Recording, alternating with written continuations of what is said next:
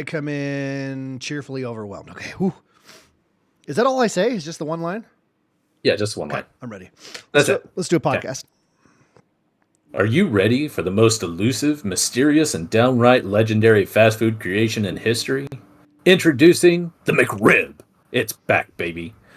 What is it, you ask? It's only the sandwich that's been disappearing and reappearing more times than the rumors of a new century in the Soul Reaver series.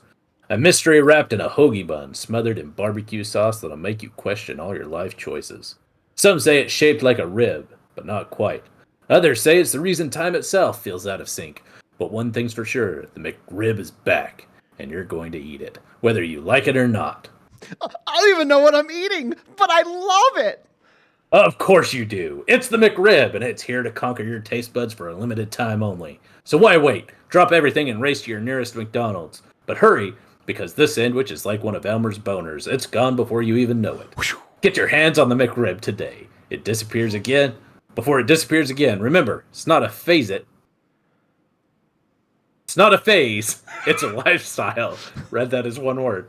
Only at McDonald's for a limited time. Probably. Yeah. You wrote it and you still messed up. No, I know. Like, I mean, you guys have heard me read pieces from my book, and I still stumble over it. So, well, I question your writing now, at all levels. You really should. But I don't question the fact that it's episode 132 of Just Some Gamers. Why? Insert jingle bells here that I'll totally remember to do in editing. Yeah, that's not gonna happen. No, it's not. Here, I'll do them now. Ching, ching, ching, ching, ching, ching, ching, ching, ching. Right, that's a jingle bell, right? I got that kind of. It was a singular jingle bell. Yeah, I think you're right. Ching, ching, ching, ching, ching, ching. I can't do them all at once, man. Yeah, give me 17 jingle bells at once. Let's hear it. Chewy, is that you?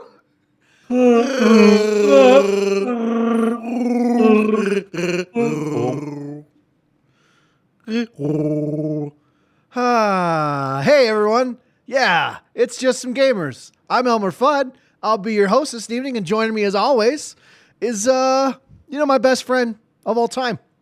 One of the greatest human beings I've ever had the privilege of knowing. Someone that my heart bursts out of my chest.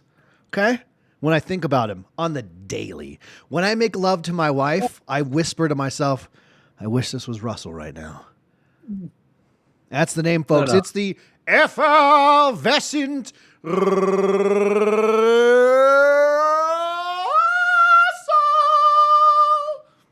It's really sad that your microphone cut out of that. It picked it up in OBS, and that's all that matters.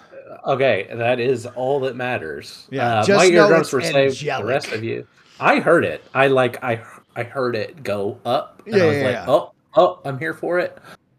Oh, it's beautiful. You just have to. I'll send you a clip of just that one note. Thank you, I appreciate it. Yeah, of course. The venerable ELMMERFUDD, dude, I love you. I love you so much. You are like my best friend. You have been messaging me. You are my best friend. Dude, you keep tiptoeing around stuff. It's pissing me off. Look, I don't like to speak in absolutes. Yeah, buddy, listen, we're Sith. We deal in absolutes, okay? There's only the dark side. We have cookies. Only the dark side. We had a fun conversation, speaking of Star Wars, at work today. Obviously, as one does, we were discussing movies would be incredible if Sean Connery was in. And we decided that Sean Connery would be great as Darth Vader, right? And then we decided he'd actually be better as Luke, just for the "I'm your father," so he can go no, just with like no, like because he has no inflection when he's acting. Right. Yeah, that's not true. That's impossible. No, it'd been great. I'm wondering if he would have made it like a good emperor. That's what I was thinking too. Yeah, I actually was bringing that up. I'm afraid it'll be quite operational when your friends arrive. Ooh, or what's his name? Grand Moff Tarkin. Oh, yeah. What's a really good line he used to say? Fire when ready. I think like that's the only thing he said in the whole movie, right? Cool, because he says there's the thing that he says to Leia. Where he's like, no, I'm actually thinking of Goldfinger. Oh, No, Mr. Bond, I expect you expect to you to die. die. I expect you to die. For some reason, Sean that was what Connery. was Yes, stuck in my head. honestly, It just listen. If he hadn't died, I think it'd have been so amazing if he was a Bond villain for Daniel Craig. Like that would have been. oh Could you imagine like the big villain reveal and it's the original James Bond? Like how cool would that be? wait, Sean Connery isn't dead. Yeah, he is. He died like 6 years ago. Are you sure? Yes. It I breaks my heart daily. Yeah, he died a while ago. I don't know if I believe you. You don't, ladies and gentlemen, Russell's no Sean Connery's. You didn't feel a shift in the world the day Sean Connery died? It breaks my heart. Wait, I'm looking this up. Go ahead, look it up, dude. Because I constantly say this brings up the Sean Connery karaoke. It's very sad that he didn't record like all the world's greatest hits before he died. First of all, he didn't die 6 years ago. He died 4 years ago, which still would have made him able to be a villain for Daniel Craig. Because the last Daniel Craig movie came out. I don't know. The Bond one was. It was a while back. It wasn't that long ago. We're gonna it get was distracted. Hydra, wasn't it? We're supposed to. No. That's Captain America. Hail Hydra. Not Hydra. Oh gosh, what are they called? Spectre. Yeah. No, the last one he did was This Is Our Life Now. You got me 2021, No Time to Die. Really? Was the last Which one. was that one? I think it was on Spectre. I don't know if I saw No Time to Die. Oh, but No Time to Die was really good. That's the last one. Spectre, because that one's the one. So Spectre is the one where Stavro, his brother or whatever is like, I created all of your pain. It's me, Christoph Waltz. The one after that he was in it too, but he was in prison. He was doing something. I remember it now. Because I like James Bond, so I've seen them. I love Bond. Gold Bond. I can't believe I didn't know Sean Connery died. Yeah, man. That was a big deal. I'm sorry to kind of ruin the mood for you. Look, I think everybody died that year. This is true. And it was 2020, which is just the lost year. Yeah. That was a rough one. Like there's still part of me that I look at the year and I go, oh yeah, no, it's like 2019, and it's not. It's what, 2025 in a couple weeks? In a couple weeks, dude. Can you believe that shit? I can't. Almost 5 years since COVID started. Yeah. Nutty. Do you know what else we should start? The next segment of our podcast. The next segment. That's what we should do. So there's a couple things we want to hit on before we get into the main topic. Spoiler alert for anyone who's not in the live show. We're all Christmassy here. It's really fun. But we're going to be discussing our favorite Christmas movies. Very excited for that. We do, in my family at least, we do a movie night every Wednesday. And so for whatever the holiday is, we try to, Halloween movies and Christmas movies and whatnot. So it's on the mind. And it's a fun discussion because there's a lot of really good ones. And depending where you grew up, who you grew up with, like your main movie is different. So, yeah. So real quick, a couple things I want to hit on besides Russell. You're so handsome. First and foremost, quick run through. The Game Awards happened since we last recorded the podcast. We had an awesome showing of people in the Discord that all hung out. Huge. We watched it live. It was super fun to do that. Just making, just discussing things as they happen in awards and laughing at the Muppets, making fun of people and, getting excited over different trailers because everyone has different, gaming styles. So there are certain trailers that some people are like, I don't know what this is. And someone else is like, I can't believe it's happening, or stuff everyone would freak out about. Yeah. Every time Helldivers won an award, everyone just went, oh man. And I don't know who was screaming, but you just hear one voice screaming liberty at the top of their lungs. It was hilarious. Speaking of which, I've been in the mood. So I was tooling around a little bit today. I was going to go take a nap and I was like, I'm just going to get on Helldivers and get the new stuff that dropped, right? Yeah. Pick those up, test them out a little bit. And I'm playing, and it's not the first time that this has occurred to me, but I think I'm at a good point in my novel where I could probably take a little bit of not a break from it, but write something as well, especially when I have a couple of weeks coming up. Yeah, So yeah, I think yeah. I'm going to write like a short fan fiction thing that I'm just going to put out there that is Helldivers. I love that. Yeah. Because it's Ooh. something that's been going through my Yeah, head a yeah, little yeah, yeah, bit, yeah. especially because I just finished Gaunt's Ghosts, which is Oh, yeah, like the yeah, yeah. Warhammer, Uh-huh. and so I'm like, oh god, I feel like that would be a really fun story to tell, especially because it fits very well with my personality, sarcastic, a little bit tongue in cheek. I feel like I could do something fun I there. wish my tongue was in your cheek. I, why can't it? Why isn't it? Because you Is a haven't moved better in across the question. street from me yet, you piece of shit. Yeah, how do you know? I'm already there, man. This is a Why green haven't you screen. come over? Because I'm waiting for the perfect A moment. I'm green gonna screen sneak into behind your... you? Do you have fucking suspenders on with sweatpants? I do. Look at these. Can I say I've gone back to watch that clip? I don't think in the last 10 years I've heard you laugh that hard. Oh my gosh, And that was you have so laughed fucking hard. funny. That was so funny. That was so funny. I laughed so Dude, that hard. was an octave of your laughter I don't think I've ever heard. It was so funny. I could not believe. So, for those of you who didn't see it, it was a game show. I was giving Elmer a hard time about the fact that I lost and stating that the production he got the money from somewhere for the production values, and he must have been bribed so that the other person could win. And he's wearing you were wearing a suit jacket, right? No, I was wearing it was And a a shirt and tie. tie, shirt and tie Okay, and suspenders. it's suspenders. And it looked good on the Suspenders. camera. And so I was giving him a hard time about this, and he goes, "What do you mean? What do you mean? I'm wearing freaking sweatpants right now." And he stands up, and he's just got the suspenders attached to his sweatpants. It was just the funniest thing. If you haven't seen it, great It's episode. so Go good. back and watch it. But you Episode have to see it 130. live. Yeah, I would recommend, like, if you listen to the podcast, at least there's got to be a clip of it somewhere. You clip that, right? Oh yeah, yeah, yeah. That's clipped. Somebody has clipped that. Oh yeah, absolutely. Just go back and check that clip because it was the funniest thing I've ever seen.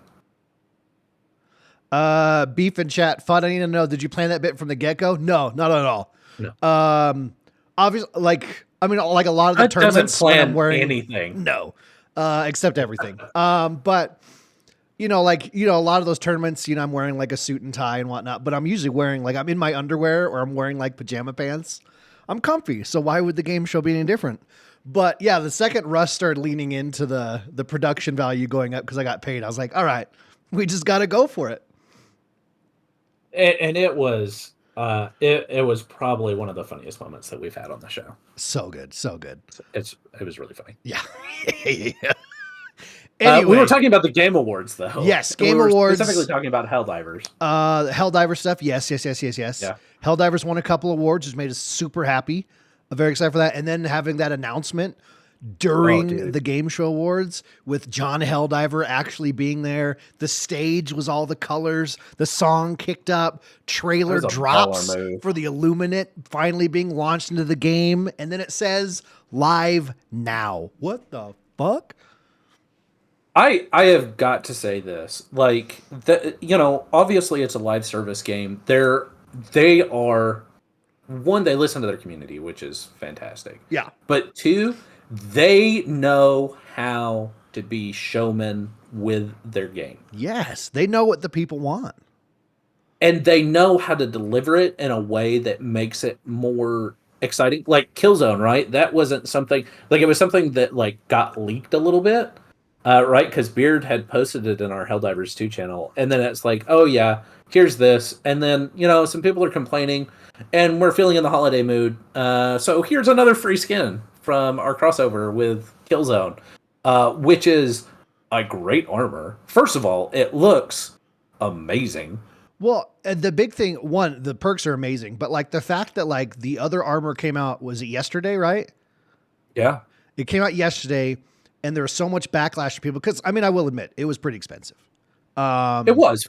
But it was like made 20 sense bucks. it made sense as a crossover event, but it was a little pricey. But the fact that like it wasn't like everyone complained and 2 weeks later they were like, all right, we hear you. Less than 24 hours later, they're like, hey, we listened to everyone's feedback. We understand this was the phase 2 of the event. We're giving it to you for free.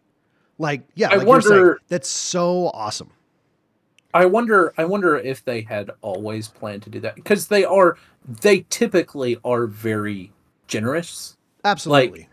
Like, Liberty Day, right? We got that new weapon drop. The Constitution, the armor from Helldivers 1. We've gotten a couple of capes because of specific events in the Creek, right? Where it was like, hey, you guys really love Malevelon Creek. You took it back. You fought for Malevelon Creek. Here's a cape, right? They tend to do just stuff like that, which Arrowhead, I mean, probably one of my favorite developers. Absolutely, man. I've loved them for a long time. I did not mean to get hung up on Helldivers, but no, it's you're just fine. It's hard not to. That's our main thing. Are great to their community. Yeah. Yes, but so I mean, if it was planned, it looks really good as a PR thing, right? And if it wasn't planned, like that's badass. That like less than 24 hours later, you're like, all right, we were going to launch phase 2 of this event anyway, but here it is for free. We hear you. And the weapons are awesome. Really good. Yeah, man, and it looks great. That's the kind of armor I've been wanting in the game since it launched. I love Helldivers, but a lot of the armor is just very kind of boring. You know what I mean? Yeah. So like, yeah, having some like pouches hanging off you and shit is badass. That's what I wanted. So it makes me happy. Anyway, Helldivers, dropping that in the Game Awards. Yeah. Awesome. It was almost more trailers and awards. I forgot there was an award show going on sometimes. But I'm pretty sure there were more trailers than there were. 100%. But yeah, a lot of really fucking cool trailers. Like there's a lot of really crazy stuff that got, and you know, some of it's still 2-3 years out, but like, yeah, I'm very excited for stuff. We had a really good discussion about how, you know, you can tell we're kind of coming out the other side of the COVID development for games, you know, where there's, you know, a couple years there where stuff was coming out that had been worked on, but you could definitely tell that, you know, things obviously production values were a little off. Exactly. A lot of stuff was delayed. And so I think we're starting to get stuff on the other side of that. It's really cool. Yeah. I wonder if they use that as a little bit of an excuse too. Of 100%. Like, we're behind. We're just going to release this game because we're spending too much money on it. Because I mean, that's right. The more you keep it in development, the more money you lose on the game, right? So we're just going to blame it on COVID. I don't know. I'm not a member of that industry. I think it's calling. I think depending on the company, there's some people that like legitly it messed them up, and then some people that they're like, oh, you didn't like it? It's because of this. Right. Yeah. But still, some awesome trailers. I didn't expect a Witcher announcement. I mean, that's still probably years away, but that looks fantastic. It usually is. The new IP from Naughty Dog, where it's like the 80s. I'm really interested in that. I'm beyond. I love space games, right? And so this there's the amount of people on the internet, real quick, sorry, Russ, but the amount of people on the internet that were like, oh my God, that like there's so many endorsements and product placements and stuff. I'm like, it's based off like 80s sci-fi. Like, did you not watch like Cowboy Bebop and shit like that? Like that is the 80s space nostalgia like trope. That's the get up, man. The spaceship made by Porsche, the fucking Atari controller for the ship movement, and like the Nike or the Adidas shoes. Like it was awesome. I'm excited for that. Well, and two, I mean, like, here's the thing. I would rather have product placement in a game, and here's why. Because that probably means I'm not going to get a ton of microtransactions. That probably means they're not going to gouge me for every little bit of money. Because they're getting product placement endorsements. Yeah. Well, and which is more money that can funnel into the game. Correct. And it's fun that it's product placement that isn't just like gamer shit through it. Like it's not like a G Fuel thing in a game. Like this ship's Porsche. The average gamer, we're not buying a Porsche because we saw it in a game, the name in a game, you know, like it's the 80s. Porsche is not as big as it used to be. I mean, the 80s, Porsche was the thing, you know? Yeah. The Adidas. Like, it's very much a nostalgia. Yeah, absolutely. So I'm excited to see what happens with that. But yeah, Game Awards, I really enjoyed myself. It was fun to hang out with everybody. It was very long. I don't think I would have watched the whole thing if it wasn't a giant group of people. Ooh, yeah. It got to a certain point where I was like, please be done. Yeah. Yeah. I want to go play Helldivers. I wanna check It this shit probably out. would have been better had the trailer not dropped like an hour Halfway before they through? got done. I And I'm like, know. I just want to play Helldivers. Let me in. Shut up. Well, like, and that's the thing is that was like a week ago, and like Yep. I posted a screenshot in the Discord. Just one planet, just the one planet the Illuminati are on right now. There's 117,000 people on it, and that's not the probably 20,000 doing bugs and 20,000 doing bots. Like there's pretty close to 200,000 people in Helldivers right now. That's a week after the announcement was. I think we need to do a Awesome. Helldivers update show I agree. again. I absolutely, especially with the Illuminati. Because yeah, with the drop of the Illuminate, and especially what's probably going to happen in the next week. Because I don't. Were you on today? It's creeped over again. They're headed towards Meridian, and here's my guess. Okay, I'm sorry, but this is going to happen. Okay, here is my guess that these were Illuminate hidden, and what they are doing is they are making their way to the black hole to send out like a beacon or something to pull the rest of the Illuminate back in. I 100% agree with you. I think that's when we're gonna get a lot of the more dangerous Illuminate, Which I'm that scared we've of. kind of like if you've seen spoilers or if you played Helldivers 1, there are a lot more. We've only seen like a bare minimum. And they are already terrifying and hard to deal with. Like they just have a different strategy. Love it. Anyway, so I think that they're headed to that black hole. Either they were a scouting party or they were hidden and they're sending out a beacon to pull the rest of the Illuminate in or something. Yeah. But they are headed back to that black hole, and it is.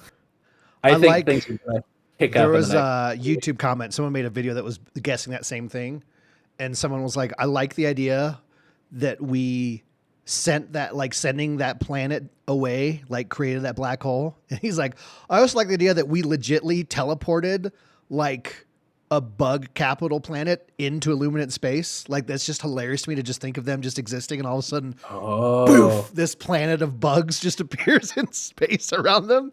That's hilarious." I didn't even think about that, but Yeah. that could be where we see things on the more dangerous Terminate side too, right? We still have that fog hanging out there that we have no idea what is going on inside of. If they can zombify our civilians, what do you think they're doing to the bugs? Well, and two, like what's going on Cyberstan? Yeah. Like the Automaton, we've had the I think Jet it's a Brigade, rave. we've had some things like that, but we really, there's a lot going on that I think that I think this next year in Helldivers It's going to be it's going to be legendary. We're back, baby. Yeah, We never left, but the greater community, man, they're back. Yeah. It's exciting. Yeah. My TikTok feed is suddenly I'm getting pushed Helldivers again instead of having to search for it. It makes me happy, man. People are stoked and excited. YouTube content happening for people, and it makes me happy. It is just a really good game. Do you know what else makes me happy, Russ, though? What? Is this next segment, okay? Because it's not going to be short, because it's all for you, okay?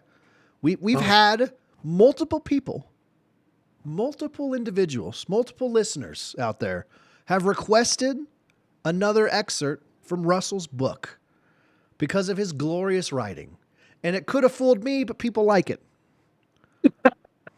Could have fooled me too. Yeah, I didn't expect this in any way, shape, or form. But feedback's been positive about it. So Russell, being very giddy, is going to spend some time thanking everyone for reaching out, and then he's going to read an excerpt. So I want you guys to know before I go into this. So I had this. So this is a couple of scenes in my book, and I had this idea last week. I was outlining the chapter, and I got really excited about this idea. And specifically, I'm thinking of Sweaty, because Sweaty made a comment. He was like, "Hey, can we get another excerpt of your book on the next show?" And I was like, "Yeah, I love that." And so. And like Fudd said, there have been a couple of other people, and I was like, I really wanted to bring something cool. So I busted out that entire chapter, because when Sweaty said that last week, I just had the outline. and I was like, oh, this scene's really cool. This would be the perfect thing to read tonight. Oh, that's awesome. So I went and I busted my butt to write out this chapter so that I could read this scene for you guys. So hopefully it's good. It's still rough. It's had a couple of passes, but it's still rough. So I mean, feedback. I appreciate any feedback that you guys have, because it is still in that stage where I'm still trying to fix things, get things right. But hopefully you guys enjoy this scene. So here we go. Get comfy. Get comfort, guys. All right, let me scroll down here. All right. Also, forgive me if you guys have seen us play D&D, and my accents are terrible. So you'll just have to forgive me because this is what it is. Hell yeah. Boy, Edgar, how's tricks? Headed to the beaten barrel tonight. Corvus didn't lift his head as he faced the door to the iron cage. Instead, he gave a non-committal grunt. Hey, now, don't be sour, mate. Ain't my fault I won all your downs last night. It was said with a chuckle, the slight nastiness of a joke made at a friend's expense. Corvus ground his teeth in frustration. All mother save him from chatty guards. He was so close. Just beyond the cage were the cell blocks, and beyond that, freedom. Finally. So bloody close. He turned towards the guards in the security window, painting on a friendly smile, hoping it held through the illusion of Edgar. He faked a cough, using his hand to hide the bottom part of his face, and kept his head bowed. He wished he had a hat or a hood, something to hide his face better. You got lucky, ain't you? We'll see how you get on tonight. He kept his voice low, raspy, hoping he could hide the differences between his and Edgar's voices behind it. He coughed again, trying to sell it. The guard peered through the mesh in the opening, his face undergoing an unpleasant change as it squished itself in thought, obviously not something he was used to. Oh, you getting sick, mate? Perhaps you ought to take a day or two off. Corvus rolled his eyes inwardly. Don't be nervous, Nelly. It's just the whiskey and the long nights. I'll be right as rain once my luck turns up. Before the guard could say anything else, Corvus made an impatient sound. Open the door, won't you? I gotta grab a smoke. All right, order horses. The guard turned and yelled to someone that Corvus couldn't see. Joe, we got one coming through. He turned back to Corvus. All right, Edgar. See you later. Save me a seat at the Morton's table, will you? There was a harsh buzzing sound, and Corvus opened the cage, stepping in. He gave a nod and raised a hand in farewell. As the guards returned the way, Corvus noted the glint of a copper ring on his littlest finger. He remembered that ring. It was the same one Edgar had worn. And then he knew what it was. It was a key, a passcode, an identifier to allow the guards to pass through the prison unmolested by any wards that the Horsons had added to keep the populace in check. Hell's bells. The door to the cage clicked shut behind him. His body tingled, goose flesh dimpling his arms, the little hair standing ragged and tall. Bloody hell. Bloody hell. He scrambled across the 10-foot square of the cage, pulling desperately at the bars on the door on the opposite side. There was a low, threatening hum, sparks of lightning crackling greedily. Not again, goddammit. He sighed in resignation and went limp. Maybe it would help. It didn't. Twice in almost as many days, Corvus was struck with lightning, galvanic forces streaming into his body. Twice in almost as many days, he felt his body contract with screaming pain. This was starting to become a habit, and not one he was sure he wanted to continue to indulge in. Luckily for him, this particular ward was only meant to stun. Unluckily for him, the Aetherbound did what they always did when they came into contact with his stark magic. It exploded. There was a whine, a piercing shriek that grew louder and louder until it cut out with a pop, sharp pain as his eardrums erupted. Indigo fingers of superheated air sheathed the cage, the floor, the ceiling. His heart seized in his chest, clenching so hard he thought it would burst. He felt bones snap as his muscles strained beyond their limit. The bars of the cage grew red, then orange, then white, until finally they detonated outward, flinging spears of molten metal, whistling and hissing, that pierced the concrete like needles in a man's flesh. Half the wall was gone, craters, a half a hand deep on either side of the hallway. Corvus couldn't move, could hardly think. His heartbeat was ragged, his eyesight clouded with wisps of dancing lights. He felt hands clasping his smoking uniform, dragging him out of the rubble and dust. He couldn't see, but he could sense them, their essence, their soul. Famine woke within him, biting, clawing, howling its way to the forefront of his mind. His hands snaked out, grabbing the person helping him, clasping either side of their head. He drank, greedily, deeply, funneling their soul into himself, consuming their vitality, their strength. Corvus felt his bones healing, his heart beating steady, strong. His vision cleared, and he saw another guard. His skin was sallow, cracked, and bleeding, his eyes dim, covered in cataracts. He was a skeleton, a dead man, staring hollowly out of sunken, pleading eyes. The man's soul flowed out of his mouth, a dirty bone white. It twisted and pulled, struggling against the void within Corvus. It fought him. It did not want to vanish, to cease. It wasn't meant to fill the hunger of a dark god. It was meant to ascend, to return to the universe, to be. Corvus screamed at himself. Stop, stop, stop! But he couldn't. The pull, the need was too strong. He was an empty maw full of dark hunger. He was a wraith, a harbinger. Shadows boiled around him, screaming faces and grasping hands reaching for them, trying to drag them to hell. Hoarfrost floated through the air. There was a wail, tinny, whining. It filled the corridor with its blaring, slapping into Corvus, jolting him. It was enough. Barely. Corvus wrenched back control of his body, clamping his teeth shut with a short, sharp clack. He breathed unsteadily through clenched teeth, the muscles in his neck taut with need. The guard was alive. Unconscious, but alive. It had been a close thing. Far, far too close. He was a monster, but he refused to be that kind of monster. This man didn't deserve his judgment, his vengeance. Corvus turned away, sickened with what he had almost done, and saw the guard from before staring wide-eyed through the mesh, a spar of metal jutting through, just inches from his head. Well, there goes subtlety. He really had been better at this once. You ain't Edgar, the guard mumbled. Corvus blinked, and then he smiled. He gave a wink and a relaxed salute before he disappeared deeper into the prison. Shadows continued to pour off him, billowing through the air, streaming thick and dark, a cape, formless and shapeless, flowing behind him as he sprinted through the prison proper. He flashed past cells of barred iron. Hungry, dull, dead eyes peered out at him from the darkness. They clasped damp, dirty rags to their bodies against the cold, their skin filthy and unkempt, stretched thin and tied over sharp, brittle bones. They could barely stand. The only thing keeping them upright was the press of bodies around them, every cell he could see, stretching down the corridor and up to the 3-story ceiling, full to bursting. Men, women, children. The poor, the hungry, all shoved in with the criminal, the insane, all damned, all awaiting their ferry to hell, to the Shadowmere. Corvus averted his eyes. Without his helm, their souls would cry for justice, mercy, and the only mercy he could offer was death. He ran on. In front of him, a formation of guards blocked his way, still as stone, hard-eyed, anxiously grasping their short, stabbing blades and shifting their large, square shields, an unforgiving wall of cold steel, a black tide of death. Sheriff Mueller stood on the catwalk above them, imperious, austere, safely away from the killing floor and out of danger. He held a gnarled wooden exotherm staff in his right hand. Smoke drifted lazily, twirling from angry red runes scrawled across the staff's surface. He wore a smug, self-serving grin. The sheriff didn't quibble, didn't self-aggrandize or make a melodramatic speech. He didn't need Corvus alive. Dead was just as good. Better, actually. Kill him.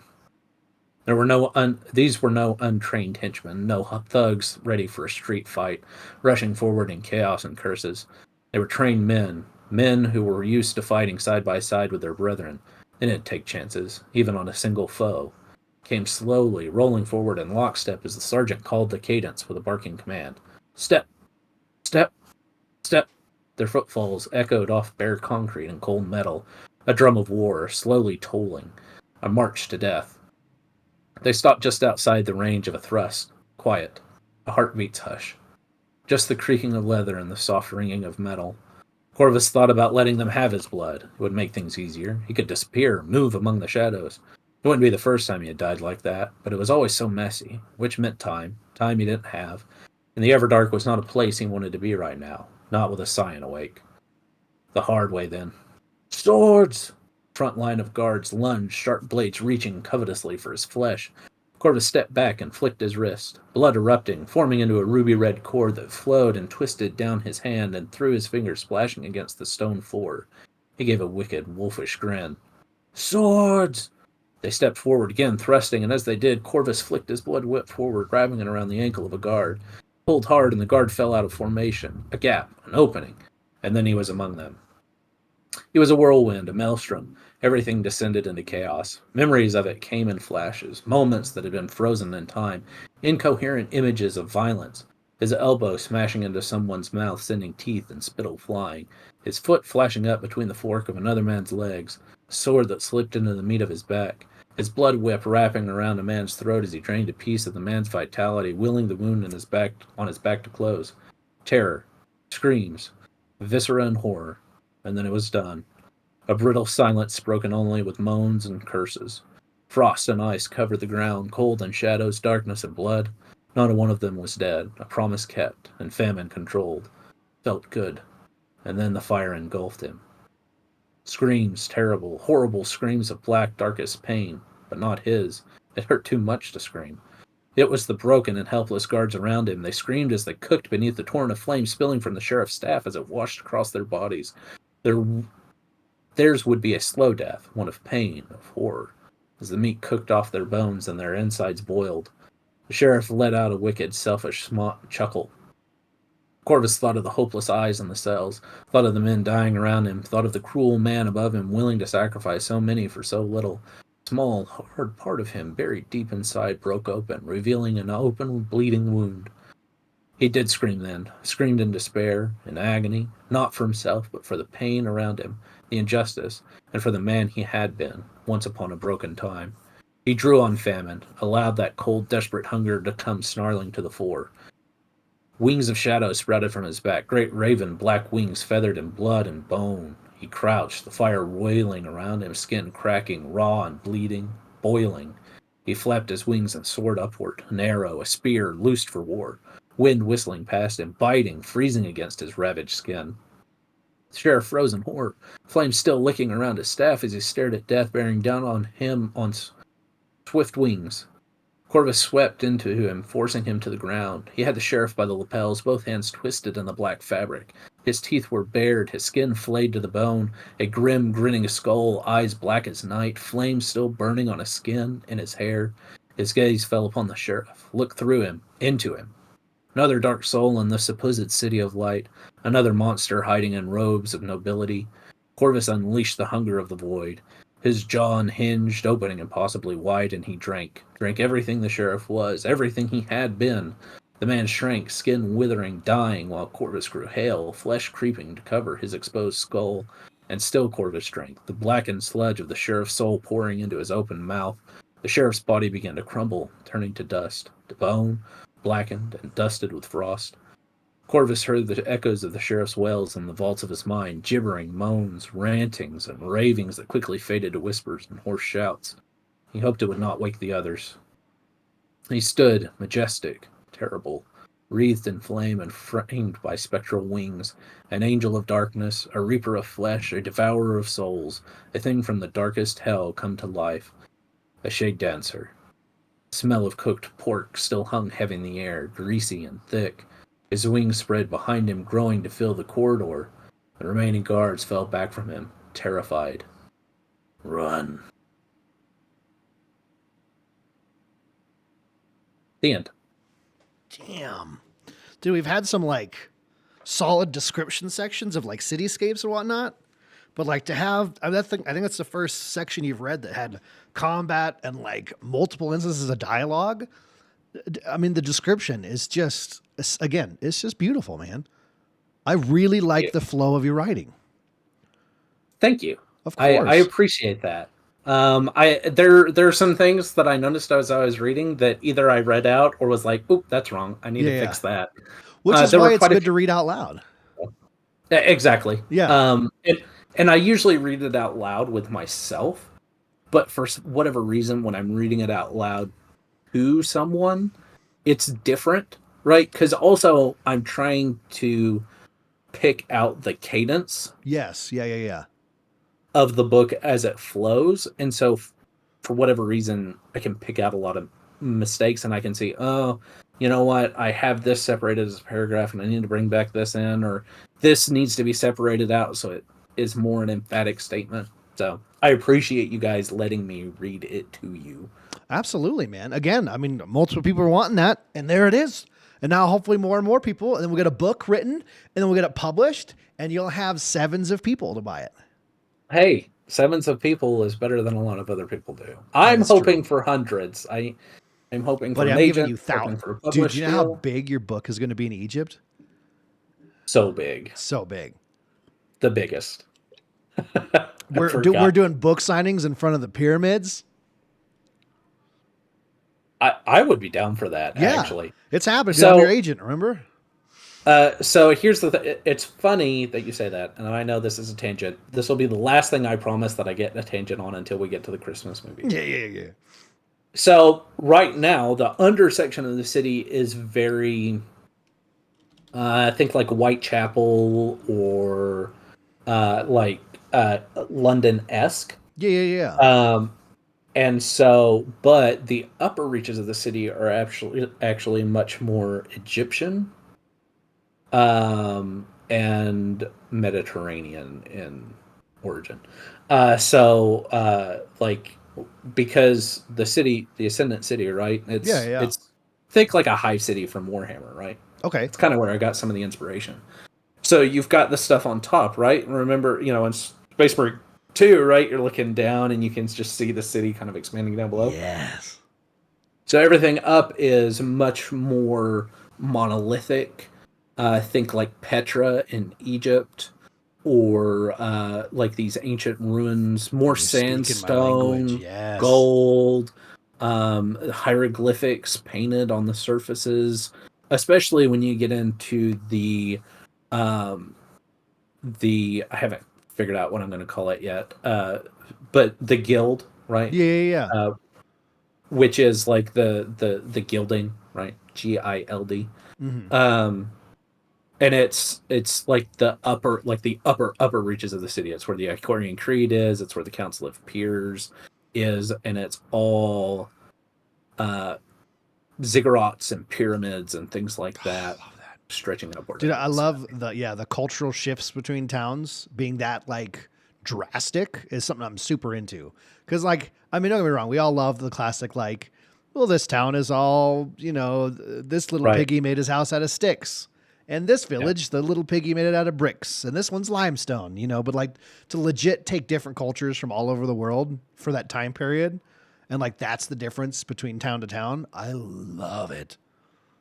Well, and it's even just I call them parishes, right? Yeah, yeah, District to yeah. district, because I said I wasn't going to get on a tangent. So Like there's a lore Zootopia. reason.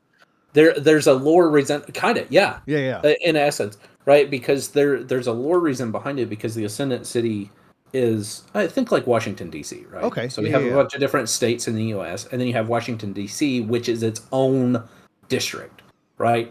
It's its own thing, and we all kind of pay homage to that To city. the district. It's and so the Ascendant City is similar. You have this sundered empire that was ruled by this immortal god king, and then he disappeared, right?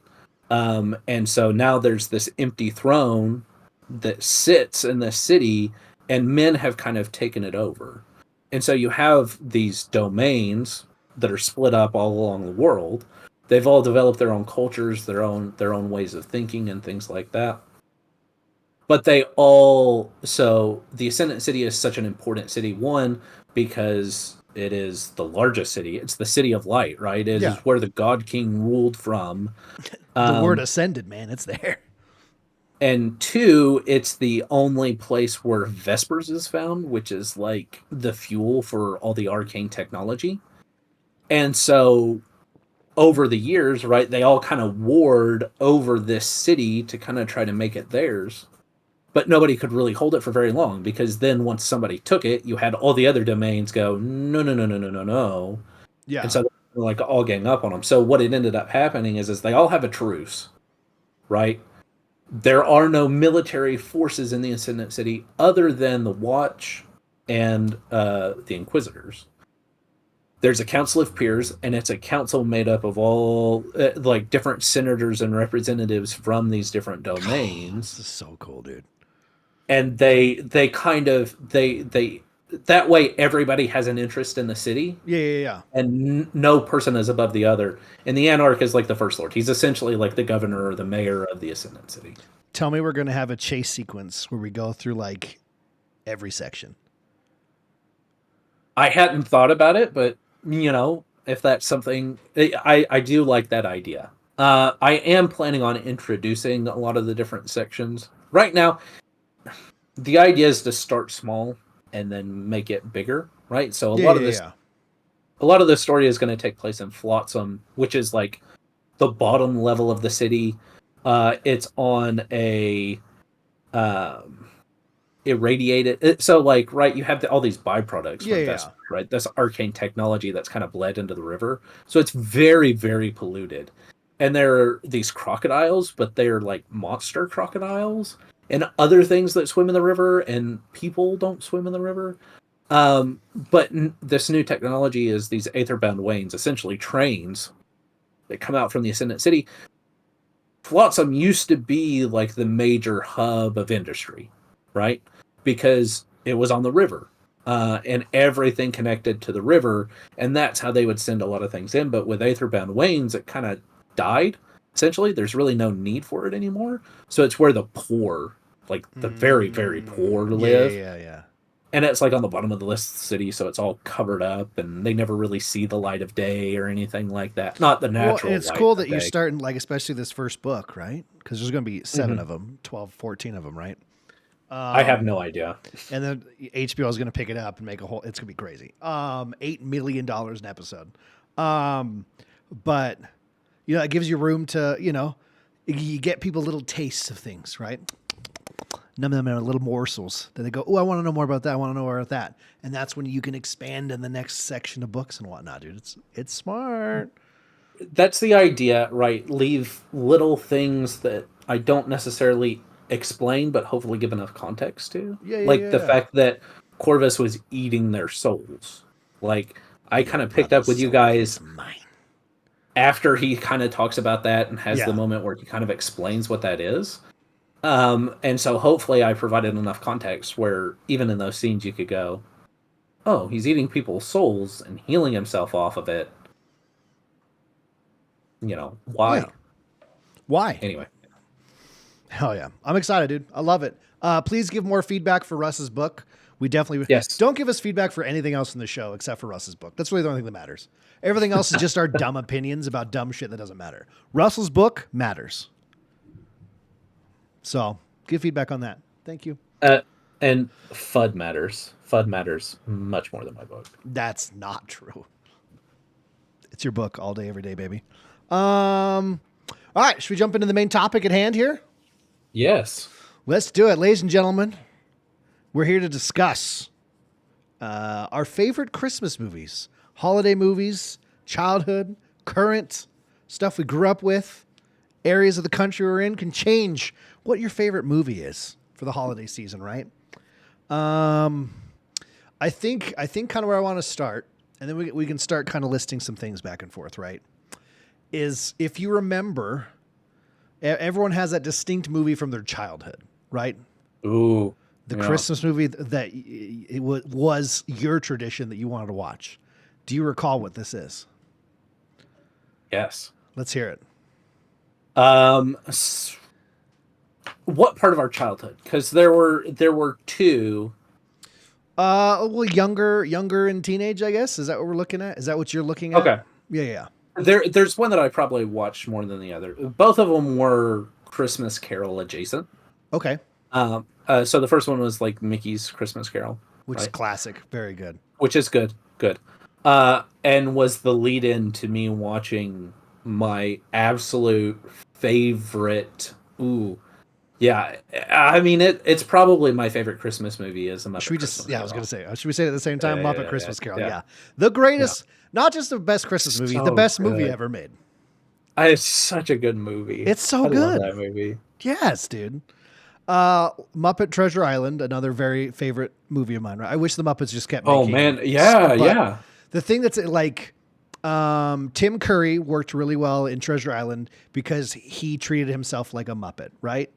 Right. And Michael Caine worked beautifully in the Christmas Carol because he treated everyone like they were They were dramatic real. actors. Like, yeah, he wasn't in a movie with Muppets. Like, he acted with other professional actors who then in post production apparently they put Muppets in. Right, is what it like how he looked at it, and it's so good for that reason.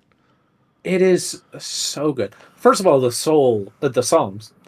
Music, yes. the songs are all bangers. There is the one that they cut, which I'm kind of glad that they cut, which is like the slow Love is gone. sonata, not It's sonata, when you're older, like I now appreciate that song ballad. more.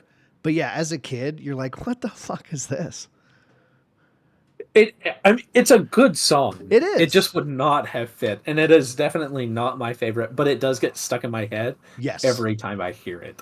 The it's in the singing of a street corner choir. What? Going home and getting warm by the fire. Yeah. That song is in my head all year long. Like that is come in to know me better, Better man. man.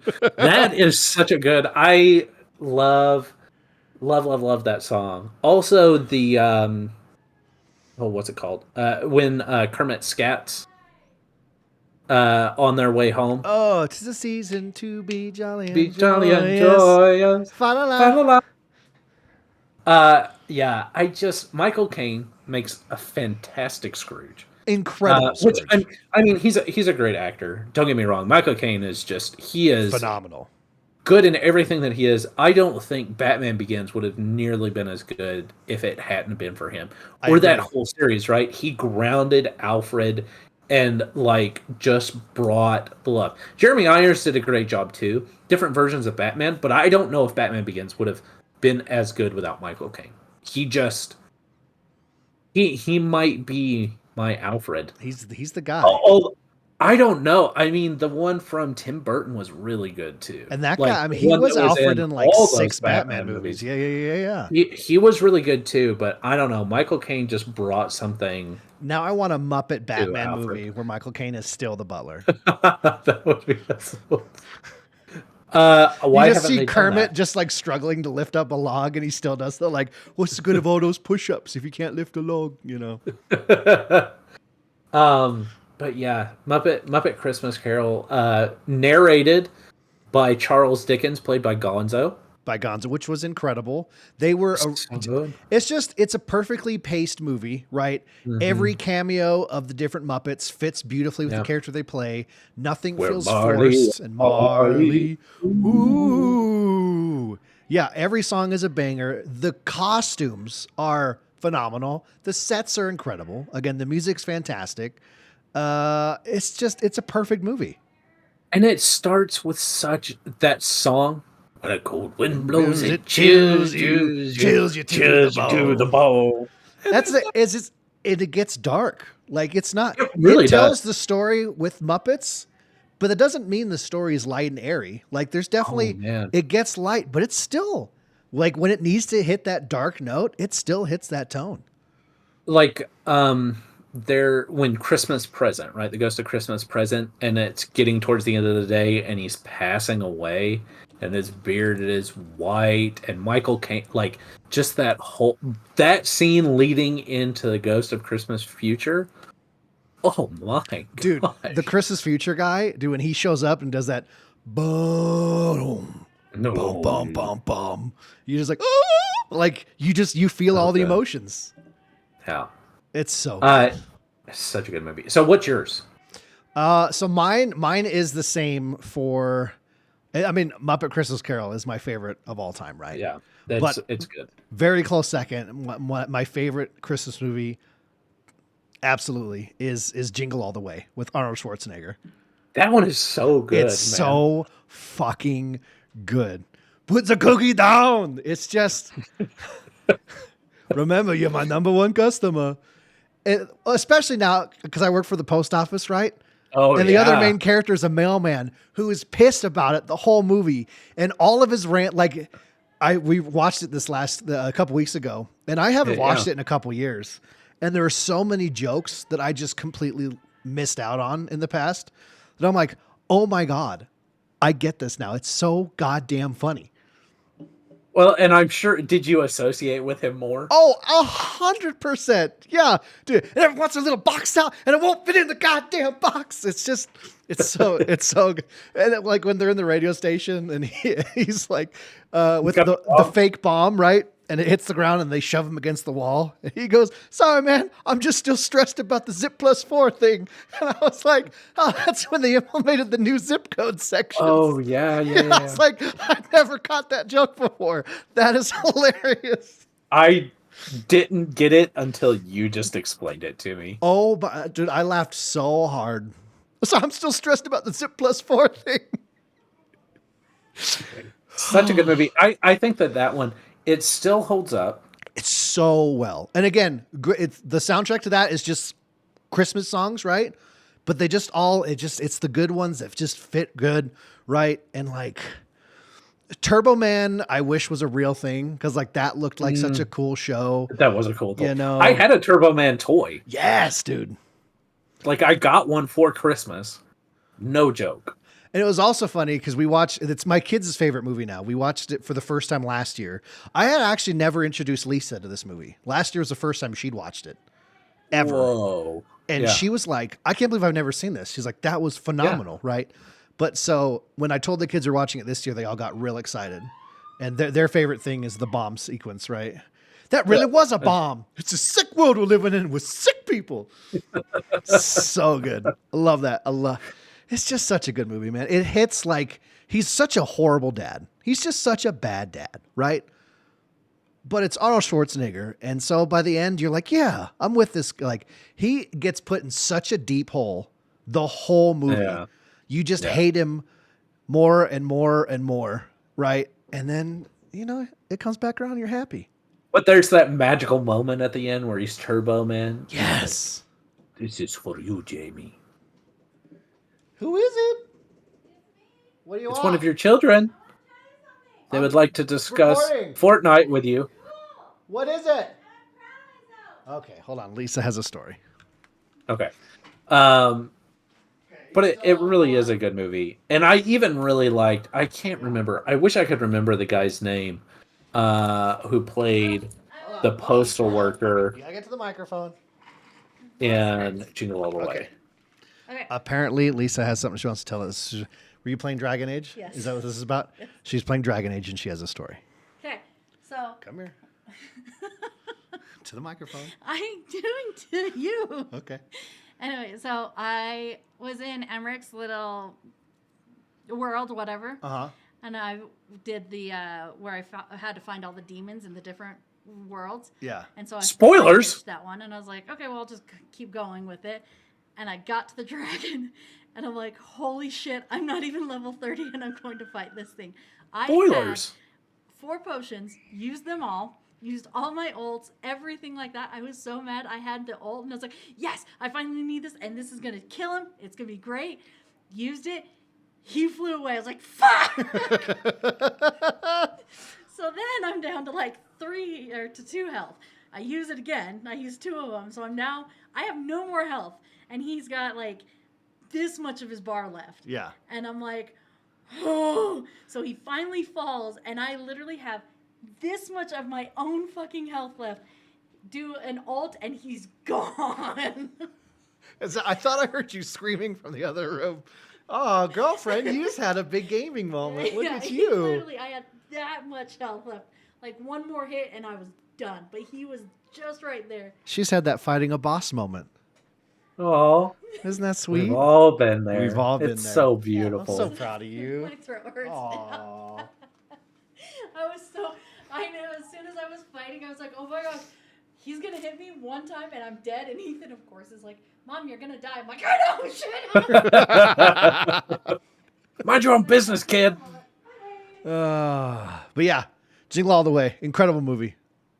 It really was. So Sinbad. Sinbad. I was trying to remember what his name was. So goddamn good. Even when he was playing the villain, like to Turbo Man, the brain guy, I was like, that's cool. That's a toy I would want. 100%. Also, the fact, and just it's so good because we had so many people in those booster, right? the sidekick that no one liked. Oh, Like yeah, the yeah, fact the whole movie just leans into it, like he's the only toy on the shelf. When he falls over, like the crowd comes up and starts beating him up. We hate you, Booster. And they're just like punching him on the ground. So good. Also, Such a good it movie. was two fun things, right? The actor for young Anakin in episode 1 is the son in Jingle All the Way. Oh, yeah. So we'd just gone through all the Star Wars movies with the kids. So he shows up in the movie this year. They'd never registered. They're like, it's Anakin. They freaked out. It was pretty cool. What was the other thing? Anakin, and then because Black Friday, right, had just happened. We were talking about what it used to be like. And so it was like, oh, here's what it used to be like when everyone piles through the doors to the toy store and like runs over the guy, and it's just absolute madness. It's fun. I think that's why it holds up, because there's enough in it that are jokes for adults. Oh yeah. Like, you watch a movie as a kid and you're like, this is funny and cool, and there's enough like slapstick to really keep you going. But it's like there's a lot of like adult jokes, like the single dad in the neighborhood who sleeps with all the moms. Like, well, no, it's the fact that he's not sleeping with any of them. They all want him, and he doesn't want them. He only wants the married girl he can't get, is like the whole premise there, which is like hilarious and weird, and him going way over the top because he wants his son to like him more than he likes his mom. And oh yeah, I need to watch that. It's been such a long time since good. I've seen it. You too, Barnaby Jones. So good, and everyone's in this freaking movie. It's great. Yeah, well, Arnold Schwarzenegger, Sinbad. The dad, I forget his character name. Rita Wilson's in it. Robert Conrad, Martin Muir, Jim Belushi shows up in the movie. I don't remember. Oh, he's the con Santa. Yeah, the con man. Yeah. Yes. I'm gonna deck your halls, Bob. Oh, I forgot he gets on the fight with all the mall Santas and the elves. The Santas. Not that. Yeah, you just sit down and watch it. I need to watch so this movie. goddamn good. It's so good. Yeah. Well, you mentioned it, and I was like, oh man, I haven't seen this in forever. I need to go back and watch this. What's another movie that's your go-to for the holiday season? A go-to? Well, let's talk about a couple new ones, right? We talked about some old ones. Yeah. Let's talk about a couple new ones, and then I think we definitely need to talk about the stop motion ones at some point. Oh, absolutely. So a couple of new ones. I don't know if you've seen this on Netflix. It just dropped like last week. Carry On. Have you seen that? I have not. I've heard a lot about it. Christmas movie in the same vein of like Die Hard. Yeah, right? Yeah. But Jason Bateman is the villain. I've seen some clips, and he looks like a really good villain. So good, like because like it is definitely going hard into the like Die Hard. Yeah. Aspect of things. And Taron Egerton, which I really love him as an actor. I think he's really good. I even love the Robin Hood movie that he was in. Yeah, that was actually, no, he's fun. He's really good and so handsome. He's dead sexy. He's such I haven't seen the Elton John movie he's in, though. I need to watch that. The second Kingsman movie? No, Elton John, where he plays Elton John. Oh, he plays Elton. Sorry, Elton John's in the second Kingsman movie with him. That's right. Yeah. So, I wonder if that's how it started. Like, I wonder. So it started with the movie, I think the movie's called Sing, where he plays the gorilla. Yes. He sings and now I'm Still Standing, and that actually got him the role for the Elton John movie. Really? Because of his singing was so like on point. It was neck really and neck, good. right? So yeah, he did the Elton John movie, and they became such good friends that then Elton John was a cameo in the Kingsman movie. I thought didn't the Elton John movie come out after the Kingsman too? They filmed them they came out at different times, yeah, but they filmed them about the same time. Oh, okay. Yeah. And they're like best friends. It's so fun. which who wouldn't be best Yeah. friends with Elton John? 100%. I saw him on an interview the other day, and I was like, I would be this guy's friend, 100%, dude. hands down. Just the glasses. I love his glasses. But anyway, so the premise of the movie is you have the security guard, his girlfriend is pregnant, and then he's not really going anywhere in life. He has no ambition because he applied to the police academy, he didn't get in. And so he's a TSA agent, and he's like, "Hey, give me a chance, put me in, coach." And his supervisor's like, "Yeah, okay, we can talk about a promotion, we can talk about moving you along. Here's this chance you're going to be sitting on one of the machines, one of those handy dandy little Yeah. X-ray machines to look through the bags." Can you do the X-ray noise again? Perfect. And so he takes the place of like his friend who was supposed to be there, and so the thing is like they're not really terrorists because they actually explicitly, like Jason Bateman is like, I'm not a terrorist. He's a problem solver, right? He does bad things. He arranges these bad things to happen. Gotcha. So he's not a terrorist because he says he's not a terrorist. Well, he's not a terrorist because it's not always about terror, right? It is not, we're going to enact terror. It's not really a shock and awe, a political movement or anything. Gotcha. It is more about the fact of like sometimes it's just killing somebody to make things happen, things like that, right? He does these horrible things so that he works for people like corporations and things like that. So is it like Die Hard where it's a Christmas movie because it happens to take place around Christmas? It takes place on Christmas Eve. Okay. Yeah. I dig that. So it's super busy at the airport. Right. And that's the thing. Like it's our busiest day, blah, blah, blah. Holy shit. Everything's going on. We've got this big influx of people, and now this bad thing is about to happen. And so they want him to essentially, like, the premise of the movie is they are trying to get this bag through security and onto this plane so that they can do a thing. And so he ends up getting involved in that. And they blackmail him and things like that. Really, really good movie. Okay. I'll have to check it out. It is definitely in the same vein as Die Hard. Probably, I don't know if it's not as good as Die Hard, but it's good enough to where you're like, I need a Die Hard fix, but I really don't want to watch any of the subsequent Die Hards because the first Die Hard is really the best. Really good. So does he crawl through any air vents in this movie? No, he does throw up in the bathroom. That's why it's not as good of a movie. There's no air vents being crawled through. Yeah. Well, and I mean, I miss that trope in movies. Rickman and Bruce Willis. Yeah, it's just perfect. But there is, like, they have, like, throughout most of the movie, Taron Egerton has an earpiece in his ear, right? Yeah. Because that's how, like, Jason Bateman introduces himself to him as, like, okay, yeah. The guy. I'm going to talk you through this and I'm going to make sure that you're doing everything. So there's that good chemistry there where, they have that good hero villain energy, right? Yeah. It's a good movie. I just watched it the other day. It's definitely worth watching on Netflix. I've heard quite a bit about it. I'm glad to hear it from someone that like I personally know. Yeah. Especially you. Yeah. So I'll watch that. It's good. Okay. It's not great, but it's very good. But it's very good.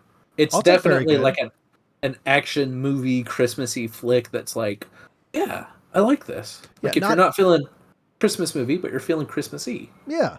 Not every movie needs to be the greatest thing I've ever seen. Like, it's nice to just be entertained by a movie. Right. Yeah. That's fine with me. Yeah. My newer one, I guess it's still like 5 years old at this point, but the Christmas Chronicles, where Kurt Russell is Santa Claus. Yeah. Is so damn. They both are really good, but the first one is much so better. So good. It's a pretty generic story, right? Where like, the dad dies and it's a single mom and she's working too much. And so the son is a bad brother, and the little girl just wants to understand what Christmas is and they have to save Christmas because they kind of mess it up. And, we need to find Christmas cheer and all this stuff. It's your generic little Christmas tropes, right? but it's just done in such a fun way. Like, it's just a great family movie. Kurt Russell, like you said, is just such a great So if good. I'd made a list of people, I was like, I want them to play Santa Claus on, like, it's obvious now, but before it happened, I probably wouldn't have put Kurt Russell on that list. And Goldie Hawn as Mrs. Claus. Oh, so good, dude. And it's just like I like movies that do like a fun, rendition of like how the magic works. You know what I mean? Yeah. Like the Santa bag is actually a portal that takes you to the North Pole. So that's how the toys keep getting loaded through, is from the North Pole through this portal to the bag. That's fun. That's cool, you know? Yeah. And Kurt, a chase scene in a Mustang, and it's just fun. Oh no, Camaro. You know, and the thing is I really love like stories that do like a mythos of Christmas. Yes. I really love those stories. There's a book, I have it somewhere. We'll talk about this when we get to Star Wars. Yeah. Not right now. But the scene when he's in the jail cell and there's the whole musical number where he's like pulling the instruments out from everywhere, and it's such a good song, man. It's just a great movie. It's been a minute since I've seen it. And really the big thing that I can remember is just how much I loved Kurt Russell as Santa Claus.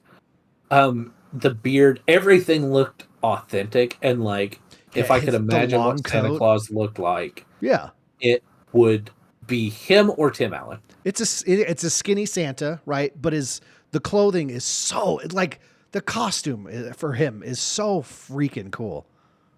Yeah. It's just fantastic. He really did have a cool costume. He did. And that was a fun. I introduced my dad to that one a couple years ago, and he was like, it's like his favorite Christmas movie now. He's like, I absolutely adored that movie. Made me happy. There was one more that I wanted to talk about that's please. relatively new. Have you seen Violent Night? I have not. It's on my list, though. With David Harbour? Fucking good. That was 2 years ago, right? Yeah, it was a couple of years ago. Yeah. And I remember, like, I got really excited. I like Christmas movies. And again, I really like an interesting twist on the mythos of Santa Claus. Yeah. And so I remember seeing the previews and going, I am actually legitimately excited about this movie. I watched that trailer like 7 times. Because I was like, I don't think this is going to be a great movie, but I do think that this is going to be a hell of a fun ride. Yes. And that's all you need. And it was, I really love David Harbour. Everything that I've seen him in, he has been good. I even love the remake of Hellboy. That was such a good remake to me. I really wish it had gotten a better shot, because I feel like I feel like it had a good story to tell. Yeah. But him as Santa Claus, they're talking about doing a second one. I'm down. And I haven't seen the first one. I'm down. So down for it. But the premise of the movie is like, so what happens is this ultra rich family is essentially taken captive, and Santa Claus somehow ends up in the house, and he gets attacked by a mercenary. So his reindeer run off and things like that. And so he's stuck in this house, and there's this mythos of him as Santa Claus. He used to be this Viking, like this conquering, murderous Viking, and something along the way happened to turn him into Santa Claus, right? But there's this moment where he's like, because he's kind of, he comes in, he's the typical Santa Claus, but then he like dumps all this stuff. Something clicks. And he becomes that Viking murder berserker again. And it is so, like, it is, again, like, if you're looking for great writing or things like that, this probably isn't, like, if you're looking for something that's so tight that it doesn't have any plot holes or anything like that, it probably isn't the movie for you. But it is a hell of a fun ride, because you're like, and the ending murder of the bad guy is just so spectacularly gory and twisted that I was like, oh yes, like that was awesome. Well, I've loved this, like, thanks to the success of John Wick, right? Right. John Wick sprinted. There was no walking. John Wick came out sprinting, right? Like Yeah. that movie, what's it called again? Your movie? Yes. Violent Night. Like that movie exists because John Wick was successful. You know what I mean? Yeah. Like the amount of Yeah, movies that have come out probably. of that vein, Yep. right? Because of that is just so awesome. Yeah, it very much is like, what if Santa Claus were John Wick? That is pretty accurate. Oh, it's so badass. It's on my. I remember the first trailer, watching that first trailer, and I was like, yes, this is all I want in life. Like this is so Right. perfect. And it's one Like, of those you that I watch just it and haven't you gotten go, around to seeing it. I'm But down. yeah, Yeah, absolutely. It's definitely one that you watch and you go, I'm here for this. Well, speaking of absolutely unhinged Christmas movies, right? We can all agree, and we just watched it the other night. Is Jim Carrey's How the Grinch Stole Christmas? Is Oh yeah. such. It's so out of this world, like completely unhinged. I always forget half the jokes before I watch it again, and I'm crying laughing at the amount of stuff. Again, it's one of those great movies where like Oh good. there's a lot of stuff for the kids, but the majority of Yeah. the jokes, like the beginning of the movie, he lands in the tree and they're having a key party. Like Yep. his adoptive parents are swingers. Like hilarious, right? So many adult jokes in this movie, but he's so unhinged, incredible. His facial expressions that aren't CGI, that's just him, right?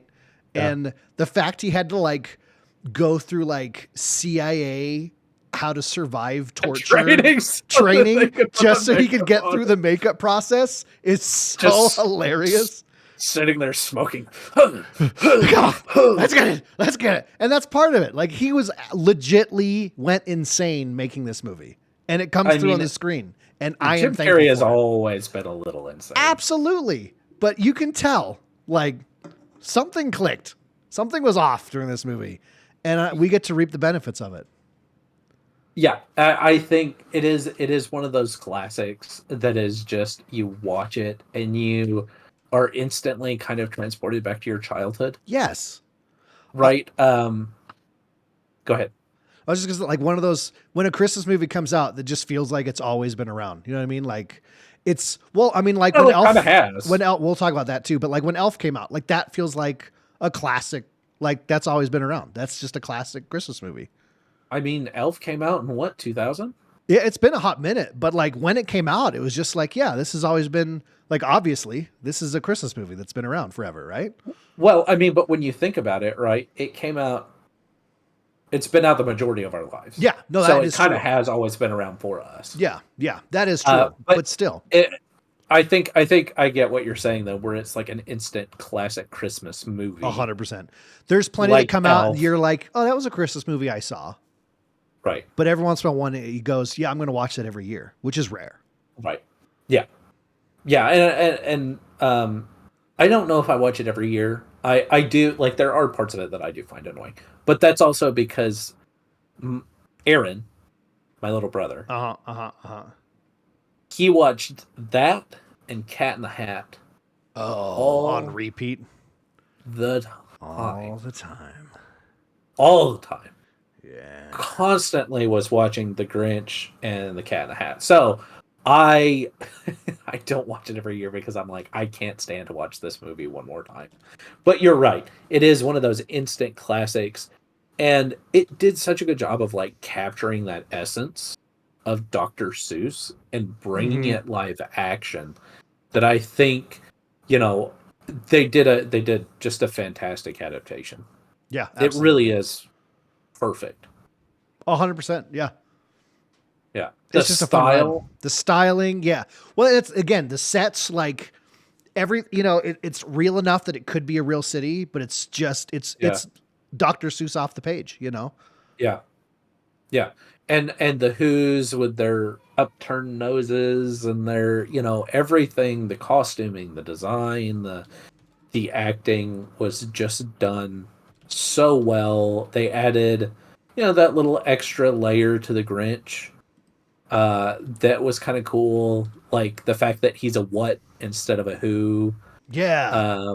Which is kind of like it's just kind of a super deep cut. It's a good movie. It's a good funny movie. It is. Real quick beef in the chat. Total tangent. You guys still top 10 in Egypt? Yes, we are, baby. We are killing it. Hey, I do not know why. No one knows, but hey, we'd love to see it. That's all there is to it. Hey, baby. Okay. Then are we ready to before we move to stop motion? While we're talking because we still need to talk about elves too. The Santa Claus. That was going to be toward the last movie I was going to bring up, I think. But yeah. Oh, the Santa Claus. No, you had no idea to know that. Yeah, Tim Allen's The Santa Claus is our Christmas Eve tradition for the last 20 years, right? Is every Christmas Eve we watch that movie. Yeah, I mean, it is quintessential. I think, well, I don't know about you, but for me, again, like Kurt Russell, right? You never would have looked at Tim Allen and thought, Santa Claus. Yeah, no. Especially at that time. Yeah, but he became Santa Claus. Like, to me, when I think of Santa Claus, that is what I think of. The voice, what he looks like as Santa Claus. Well, and again, that mythos of what Santa is like their rendition of the North Pole and how things work, and the not Santa Claus the Claus, Santa Claus the Claus, as in a business deal. It's so good. Oh man. It's just, and it was so beautifully written. It's just such a great written movie. Nice. Very nice. Oh yeah, very nice. That's in your dreams, slay boy. These aren't even my pajamas. I sleep naked. Buck naked. Good morning, Mary Catherine. It's like when he's jiggling his fat.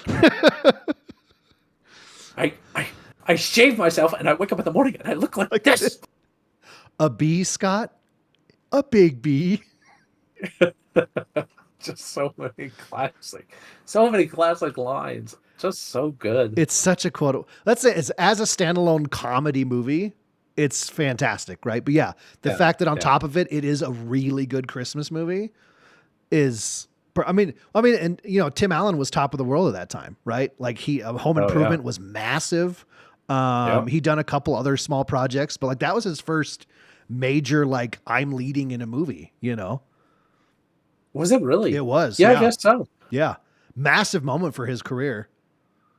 Well, yeah, I mean, he's huge. I mean, well, maybe just people from our generation, but they all know who Tim Allen is. Absolutely. Oh, he was he was a big comedian in our time. Home Improvement was that was the show. Which I don't know if you've ever watched this comedy, but it's hilarious. It's so fucking funny. So funny. He's got a new show coming out I'm excited for. Oh, yeah, because he's not doing Last Man Standing anymore, is he? Which was also a great show. I liked the show. I did Thought too. it was good. Yeah. It wasn't as good as Home Improvement, but it was good. No, it wasn't. What was it? God, I'm trying to remember one of the elves that could fly with the jetpacks were cool. Their uniform was cool. It's called Elf? Yeah. Like ELF? And I can't remember. No, it's elves. ELVES. I can't remember what it stands. But it was really creative. And then tinsel, being able to cut through the bars of the jail. Oh, man. It's just great. Well, it's okay. One of the best sequences in any movie. Yeah. Period. Happens in this movie, right? Where you have the camera panning backwards from that beautiful Christmas dinner on the table, right? And then it pans out and you realize it's the TV. And then it pans out further to what looks nothing like on the TV. Everything burnt and destroyed on his on his table, and then back to him with the fire extinguisher at the oven. Those flames are really big, Dad. Yeah, turkey's funny like that. But just that shot of just the panning out from the TV to the table, so fucking funny. Mm-hmm. Elves, ELFS. and it stands for the effective liberating flight squad. That's so awesome. They were, dude. When I was a kid, I was like, I want to be that when I grow up. I That's what know. I want to be. So, have you watched the movie and tried to find all the elves that are in the Yes, background? in the Like, real there's world. one in Charlie's Uh classroom. huh. They're all over the place. It's crazy. It's so fun, dude. Yeah. And again, and his Santa suit is classic but different Yeah. enough, and Yeah. it looks so freaking comfortable. It looks luxurious So good. with the leather gloves, the mittens. Dad, you're flying. It's okay. I lived through the 60s.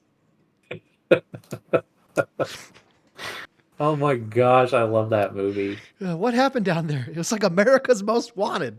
It's just it's like Tommy Boy is a Christmas movie, right? It's just so quotable. Yeah. Almost Yeah. every line of that movie is a quotable line. Mm-hmm. Mm-hmm. It yeah, I mean, and I remember watching it just as a kid and like it would come on TV and it was always whenever I saw it come on, I was like, oh, it's Christmas time. Yeah.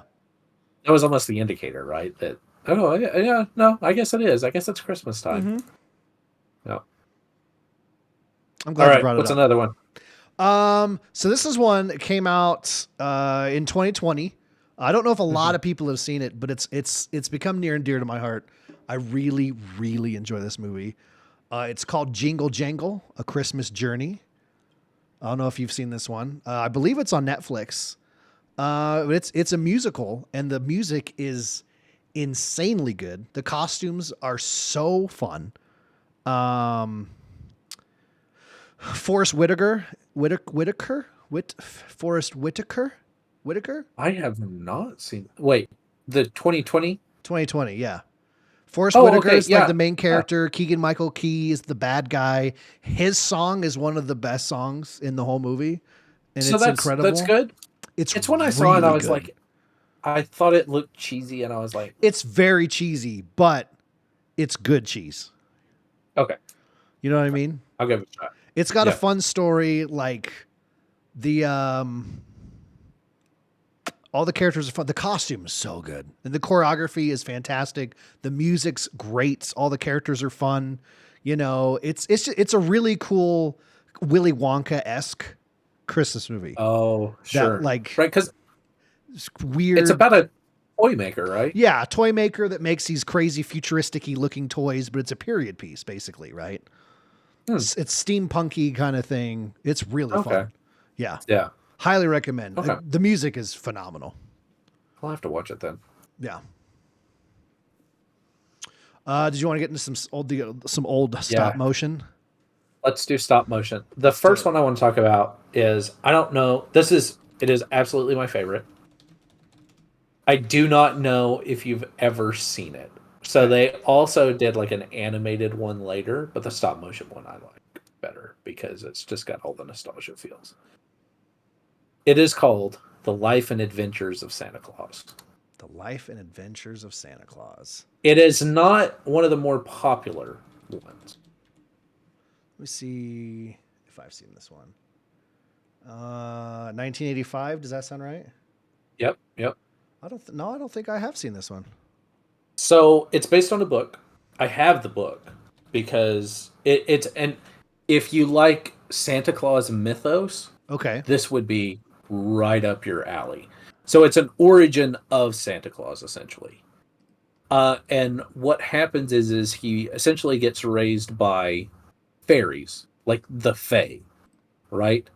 And that's where he learns magic. That's where he learns all this stuff. There's like this army of rock monster creatures that are the bad guys because they're trying to take joy from the world. And it's like there's this war between the Fae and I forget what the rock creatures are called. And it's got dragons, it's got three-eyed giants, it's got goblins, it's I'm got down. demons. Um yeah.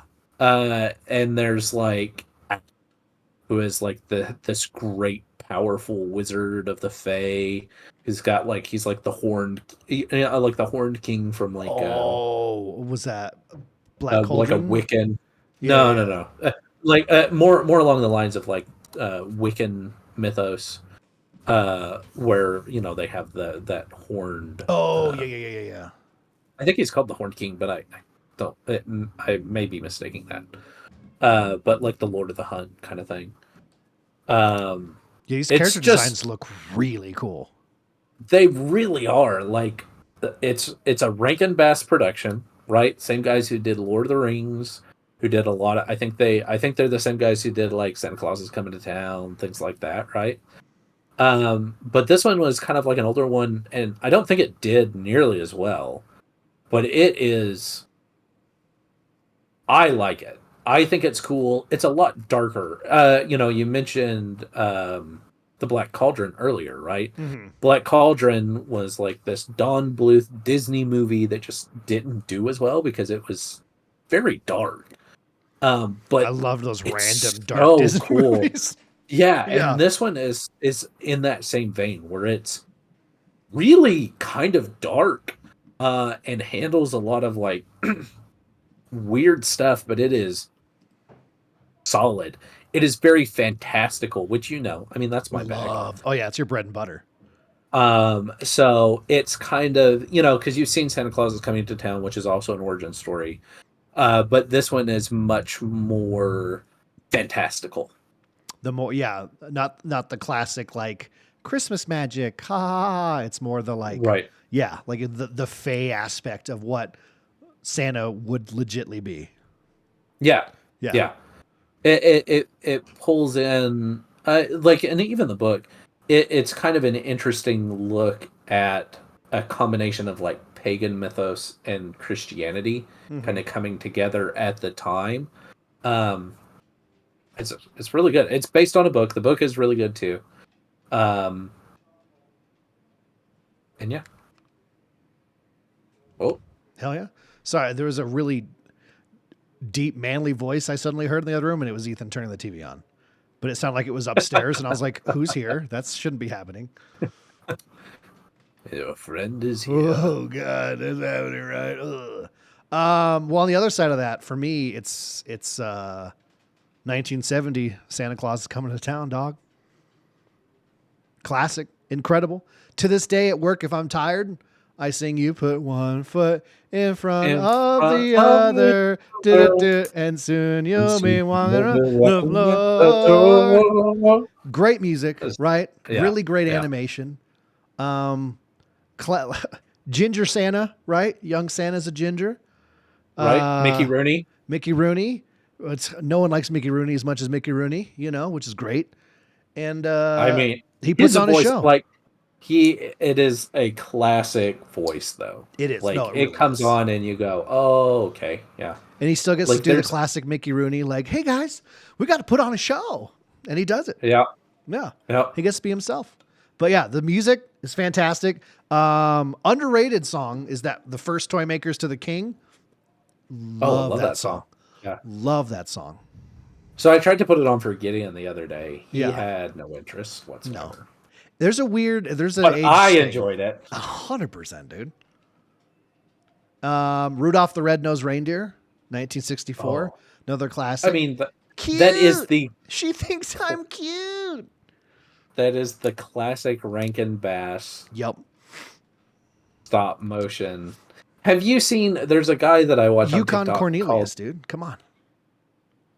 Gold, Anytime I see a Yukon in the wild, silver and gold. I get mad they don't have Cornelius written on the back of their car. Silver And gold. Yeah, I mean, like, even still to this day, there's that scene where they're kidnapped. Rudolph, I think it's Rudolph or maybe his parents or somebody is kidnapped by the abominable snowman. Still terrifying. Yeah. To this day. To this Like day. that is a dark scene. Yeah.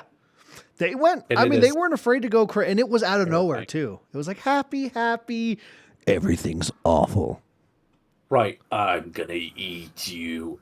Like, and I think even like there's like some frozen meat or something. Yes. Like, like there's some pretty like almost gory stuff that you're like, this is a kids movie? What the hell is happening right Oh now? yeah. It was a wild time, man. But so good. Still holds up. Nightmare Before Christmas.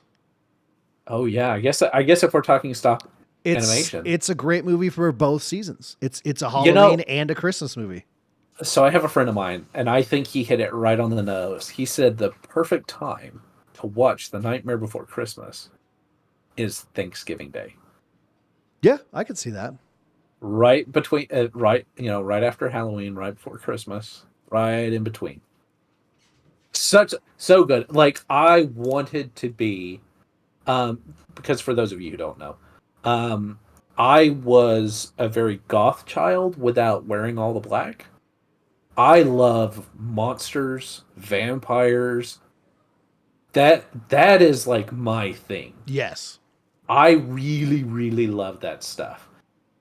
Demons and scary. So, Nightmare Before Christmas, and probably this is where it stems from. It's because I watched this and thought it was just the coolest thing. Had a watch that I wore all the time that was the Nightmare Before Christmas. Like I watched this movie all the time, and I wanted to be Jack Skellington Desperately. so bad. Like if I could have been, I would have been Jack Skellington. Is that why you First, made sure you were like 8 feet tall and weighed 8 pounds? it was part of it. Okay, I Yeah, figured as much. I feel like too, if Jack Skellington actually had hair, his would probably look something similar Oh, to mine. 100%. I absolutely agree.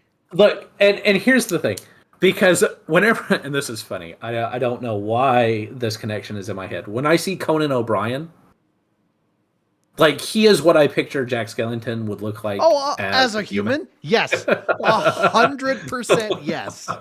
Like every time I see Conan O'Brien, I'm like, It's Jack dude, Skellington. was Tim Burton just seeing your future? Probably. I wouldn't doubt that at all. The Pumpkin King? Come on.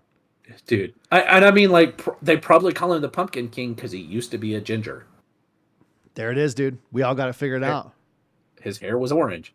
Um, But yeah, the animation, right? So pretty. damn cool. Tim Burton, legendary out there, right? But the music, a thing to hit on the music so much, right? Is my mom hated this movie. Okay. Really? She thought the music was some of the best things she's ever heard in her life, but she hated Why did she the hate actual. She is Too the dark? opposite of you. She hates that kind of stuff, Oh, right? yeah. But anytime we wanted to watch it, she'd make sure she was in the room, but she'd be like crocheting or something and looking away from the TV. Sure. So she'd listen to all the music and just adored it, right? But she could never watch the movie. The music is so good, and it's one of my favorite scenes of all time is when he's confronting Oogie Boogie. Oh, And Oogie Boogie's song. ooh, Ah, I'm the Oogie Boogie Man. Boogie Man. And just it was epic. It was like and Jack Skellington getting the grin and I Yes. Jack the Pumpkin King. I I'm am the like, pumpkin. What's it? Is that song right? That was I think it's Jack's lament when he's in the graveyard. You know, yeah. What have I done? Even as a kid, who like you'd get bored during slow songs like that. Yeah. I was so locked in, just Mhm. because it that emotion came through in such a beautiful way that like even as a kid you like I'm obviously have never experienced this emotion that he's going through, but like I don't know what's going on, but I'm here for it. I'm in it. Well, and the way that he would move on the screen, Yes. kind of scarecrow-esque, right? Yeah. Of like swaying, and he kind of looked like a puppet, and kicking his legs up, and that kind of ballet movement that was incorporated in it. Oh, man. Well, again, Just- with the Oogie Boogie stuff, when he's Oh, going man. through the gauntlet there and his like the spider like movement of Jack, oh bending man, down and around to Oh, move around good. all the swords and do the backflips and everything. Oh, so good. Yeah, I mean it's awesome. It's just awesome. Just a Yeah. good movie. Their Santa Claus was creepy too. I mean, Oh yeah. as a As a Santa Santa Claus, Claus, he is creepy. Yeah. He's got you know those what? corgi legs and the He does look like a corgi. he does. So there was something I've always, and I think this is what some of the best movies have done, especially when we're talking about, we're talking about mythos, things that create a new mythos for the story, right? Where you have Yeah. these holiday doors. I like it because they left a lot of things like unanswered, like these holiday doors and what's going on and why is this here. Which they tried to explain it. I don't know if you've seen this. They started doing a graphic novel to explain like the origins of how Jack Skellington became the Pumpkin King and why Oogie Boogie's all jealous of him. And it's dumb. It's dumb is what it is. I believe it. It's Well, for sure stupid. I'm glad it was like it's one of those. It was made at the time it was, because Yeah. like there's a door for all the holidays, but it's just like those exist. Now, if they made that movie today and it did well, we would have an Easter door movie and Thanksgiving door movie. Like they'd make 8 movies out of this thing for each holiday, and it'd be like, oh, why is this happening?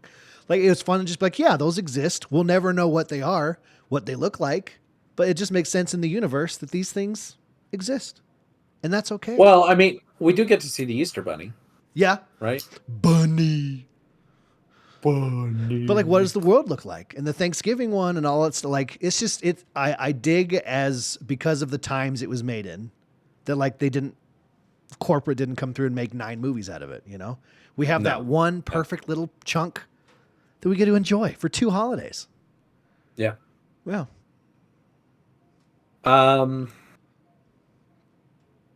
So we talked about Rudolph. Talked about Santa Claus is coming to town. Frosty the Snowman, classic. Oh, Frosty the Snowman. Because there was, I think, Frosty the Snowman. I think it was Frosty's more animated than. Yeah. So the first one is animated. I do think they did another one, and I know that they did one that was like a 4th of July actually, with Christmas in July. With Rudolph and Frosty the Snowman, and they're in a circus. And there's an evil deer. What? Yeah. There's an evil deer with like a black nose. And they're trying to ruin Christmas because I think it's Jack Frost. I think Jack Frost is the villain in that one. Kind of like I think it's the Santa Claus, but essentially I think it's called Christmas in July, but don't quote me. It's on that. not the Michael Keaton Jack Frost movie. No. I No, forget the that one where he movie turns into a exists. snowman. Yes. Yeah. I always forget that Or- one exists. The Jack Frost horror movie Yes, Which- that too. also came out around the same time. There was a movie, The Year Without a Santa Claus. Oh yeah. I haven't seen that in forever. With Heat Miser. Yep. And Bum bum bum. is it just Cold Miser? I'm Mr. Heat White Christmas, I'm Mr. Snow. I'm Mr. Heat Blister. I'm Mr. Icicle, I'm Mr. 10 Below. They call me Snow Miser. Snow Miser. Snow Miser and Heat Miser. I'm too much.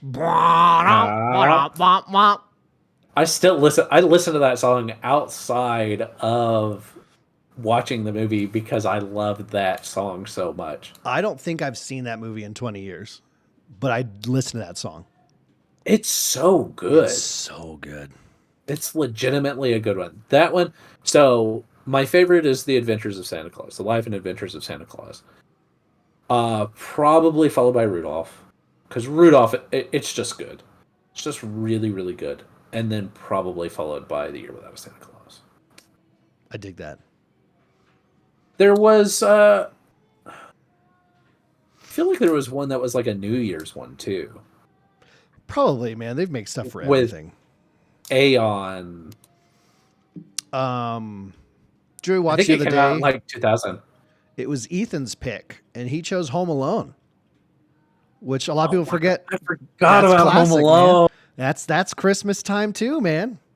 I had remembered it earlier when Yeah, we were yeah. talking about Christmas movies, and I was like, "Oh, we need to talk about Home Alone." Home Alone, Home dude. Alone, such like I would So consider Home good. Alone more of a Christmas movie than Die Hard, right? Oh yeah, The absolutely. focus is like it's not just happening at Christmas. Like one of the focuses of the movie is the fact Is that the fact that it it's is Christmas. Christmas. They're traveling for Christmas. These guys are breaking into houses because everyone's leaving for Christmas. The Christmas decorations are part of what happens. Yeah, Christmas is definitely more of a focus. Oh, And such a it's such good a movie. classic movie.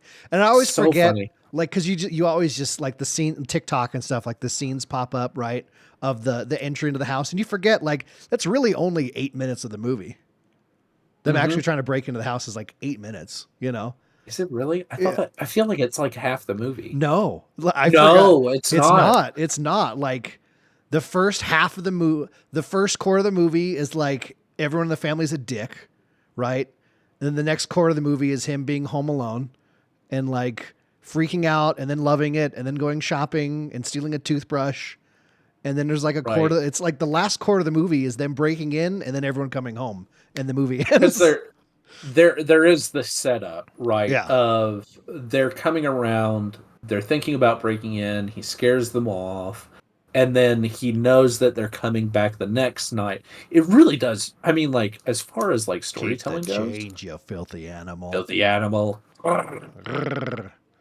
It's just great. Which It's just fun. is that a real movie? I feel like it has to be, right?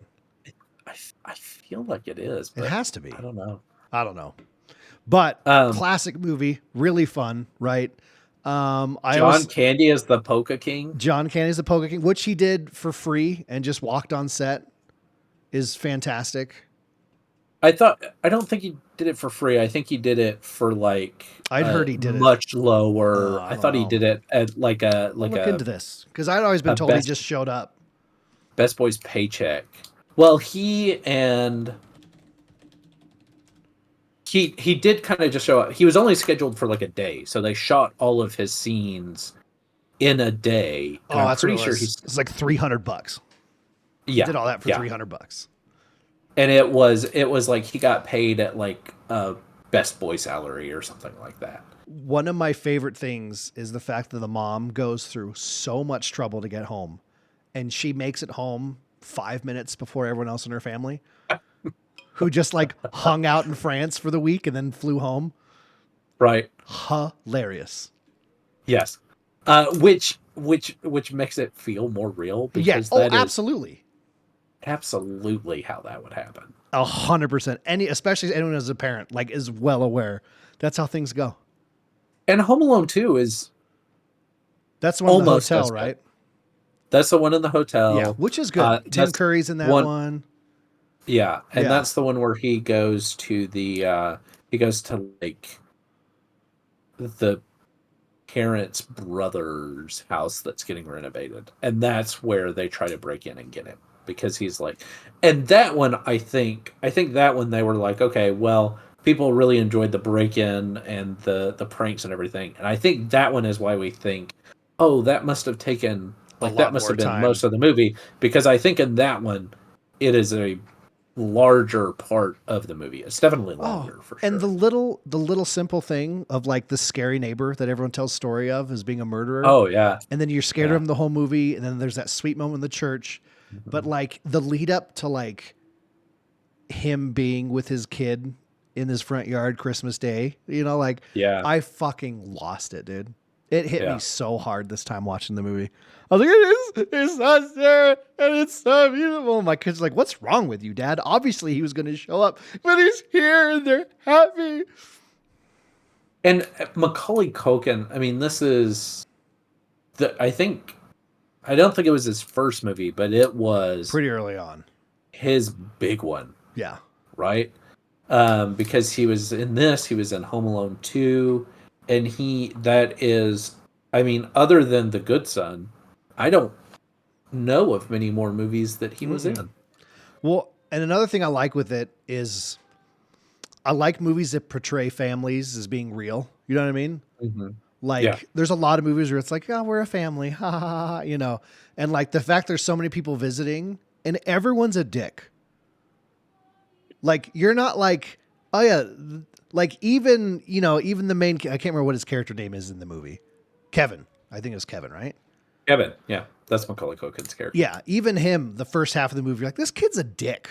Like, I hate this kid. But because everyone's in town, everyone's stressed to leave, right? Everyone's nervous running. The house is falling apart. No one's paying for pizza. Everyone's bullying each other, right? It's just like, yeah. Anyone who comes from big families or has been around big families, that's how it is. And I love movies that do that. I love how the brother is like, oh, all my money's in traveler's checks. Yeah. The only thing that's not realistic, though, is the fact that his dad was able to afford that house and fly every single member of the family to France for the holidays. That is crazy amounts of money. What is this, like 1992? It probably cost $200.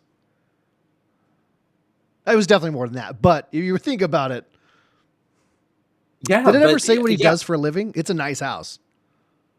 I mean, he had to be like a CEO or something. Yeah, 100%. So he could afford it. Well, because then it's like the second movie and he uses his credit card and things like that. So I mean, it had to be he had to have been a CEO because it was a nice house. And they had like the crazy expensive cool toys too that like I feel like you know these people are like, please put my toy in your movie because we know that this is coming out around the holiday season and we are going to be pushing everything. Did you know? So what they did, from what I remember, they had the set up like because I watched. I don't know if you've ever watched it on Netflix, but Movies That Made Us. Okay. So I watched it, and it talks about the production of Home Alone. What they did, and that's how I found out about John Candy and his the salary that he took and that he was there for a day. They built the set in a school because the only place that they could find that was cheap because they had like a crazy low budget for this movie, which is why John Candy came in and only did it for this amount of money because they kept trying like they were like, you can make this movie, but you're only getting this amount of money because the studio didn't believe in it. They didn't think it was going to do anything. Surprise. And so they built the set in this school gymnasium. So all their offices were like in all these, like it was abandoned school. Yeah. So they had like all their offices were in like classrooms and stuff. Like that. That's way cool. Yeah. It like if you haven't seen that show on Netflix, go and watch it. Like Toys That Made Us, Movies That Made Us. They talk about Die Hard. They talk about RoboCop. They talk about all these classic movies from our childhood and how they got made. Alien, things like that. You said it's on Netflix, right? Yeah, it's on Netflix. Okay, it's like a whole series. And it goes through just a bunch of like 90s movies that were so crazy popular and like inspired a generation. I love that. I love Christmas movies. I love Christmas music. It's just fun. My job makes me hate the holiday sometimes. Yeah. But it's still just such a great, there's just something in the like Christmas spirit, man. It exists. It's real. And it's fun to get lost in, man. I love it. Yeah. It really is. Like I think the magic may be lost a little bit for me in some ways. And a lot of that has to do with the fact that I live in Texas and there's no snow. That's true. But snow is a big part. Gideon's at an age now, right? Where like it's fun for you to be Santa, right? Yeah. And Christmas morning is like Christmas morning with kids is just such a different experience. Like it just brings that back, you know? Yeah. And you're at that age where he's like he's going to be understanding everything happening this, you know, it's going to be so fun, dude. I'm so excited for you.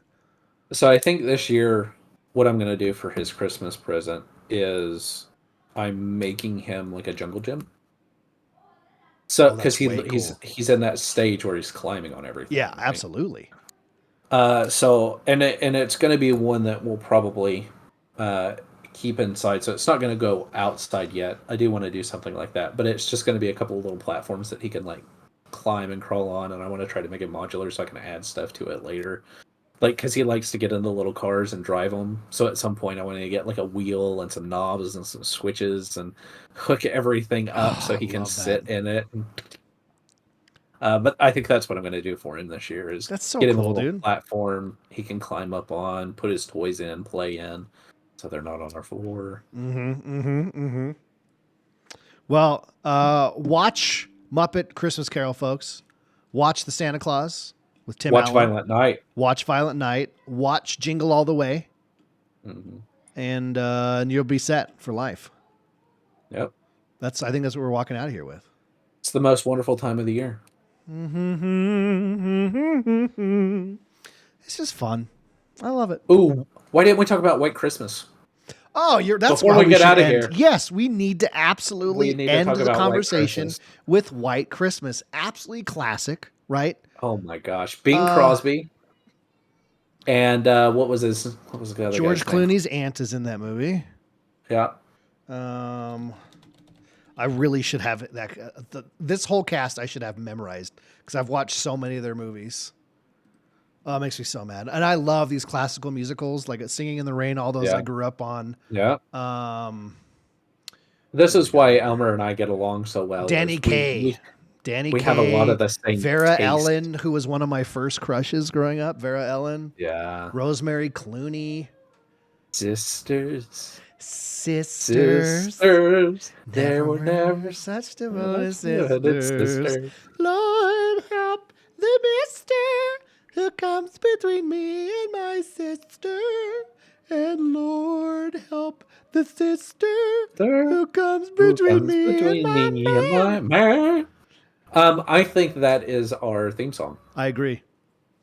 Vermont, the amount of times during winter that legitly I'll just look at the window and be like, Vermont must be nice this time of year. All that snow. Snow. Oh, snow. Snow. But it's just like, Christmas comes up basically towards the very beginning of the movie is Christmas Eve during World War II, right? And the Right. very end of the movie is Christmas Eve Eve, after the yeah. war and everything. And they're having this whole thing. And the whole middle of the movie really has nothing to do with Christmas, but just having those endpoints is beautiful. And the rest of the movie is it's a fun story. Like the characters are interesting. Again, the Right. songs are fantastic. You have some really nice, just Bing Crosby doing Bing Crosby things besides beating his man. kids with a sock full of oranges, but he gets to croon, and you also have these big numbers with like big sets and like 50 dancers going on and the big band playing. And it's a classic movie, man. Yeah, it is. It is really, really good. Very well acted. And I mean, like you said, you got Bing Crosby singing White Christmas So good. and I'll Be Home for Christmas. Oh man. Yeah. It's just it that is the whole hotel classic. thing. Like I want to stay there so bad. Dude, one day when I become a famous author, Yes. right? And we need to have, our corporate getaway because you're going to be my media manager. 100%. And so when we need to have our corporate getaway, right? We're getting ready for the next release of my next book. And we need to discuss, okay, how are we going to roll this out? So that, like Brandon Sanderson, right? We gotta push towards that upcoming book. So we get those sales rolling and we take our corporate retreat. We're going to go to a cabin in the middle of nowhere, some ski lodge, some old school 50s ski lodge, and we're just going to sit there. We're going to drink hot chocolate. Yes. And we're going to do it. And do it. Yeah, yeah, sorry. But dude, the fire pit during the Count Your Blessings Instead of Sheep song, like in that whole, the auditorium thing, and there's the restaurant bar thing, and you step up and like, just that giant fire pit set up. It's just so like, I want to be there so bad. Yeah. Yeah. No. And then Danny Kaye, his just physical humor is next level. He's so fucking good. Yeah. Yeah. It is a great musical. It is a great movie for the holidays. especially if you're into Christmas. We talked a lot about Christmas movies. Are there, and this is a legitimate question. Okay. I don't know of any movies like Hanukkah movies. There's the Adam Sandler one. Oh, that's right. 8 Crazy Nights. 8 Crazy Nights. 8 Crazy Nights is a good one. It's a great one. But can you think of another? Like, well, I mean, that's not something I've had to look into into a lot. Due to how I grew up. Yeah, yeah. We both grew up with Christmas movies. 8 Gifts of Hanukkah looks like it's a movie that exists. Hanukkah on Rye, Love Lights Hanukkah. Looks like there's a Hanukkah horror movie. Hanukkah. Krampus. From Dreidel to the Grave is the tagline for this movie. For what movie? It's just Hanukkah 2019. From Dreidel to the Grave. Oh my God. That's fantastic. We should watch this movie together. Yeah, I think so too. A movie night, right? Yeah, movie night. We're going to watch the horror movie Hanukkah. From Dreidel to the Grave. So, Kwanzaa takes place around this time too, right? Okay, now you got me looking up Kwanzaa movies. I just don't want our Egyptian viewers to feel left out. Yeah. Not that they celebrate Kwanzaa. There might be what you're doing here, but yeah. I mean, they might. Hallmark has made some Hanukkah and Kwanzaa movies. Hallmark. We didn't talk about any Hallmark. No, they're Christmas classic. movies. Yeah. And listen, don't get me started, buddy. Okay, like the rich fiance back in town does nothing wrong, right? He loves the girl. He's never a dick to her. He's always like super nice. Have fun on your trip. I paid for everything. I'm so excited to marry you. Mwah, mwah, mwah, mwah, mwah, mwah, mwah, right? And then she goes off because she's a fucking whore and is like, look at this lumberjack that runs a cookie stand. Strong language. I'm just saying, look at this lumberjack that runs a cookie stand that I know if this is the 3rd grade, You definitely watched the same TikTok I did, though. It's just, ugh. Gross. I feel like our For You pages are probably we're the same person. Yeah, no, I mean, let's talk about Hallmark real quick. They're all the same movie. They're all the same movie, and honestly, it's fun. It's a beautiful train wreck. It is what it usually ends up being. It's fun. And the men in Hallmark movies are always incredibly handsome. They really are. Yeah. I wish I could be as handsome as a Hallmark. I think you are, man. Buddy.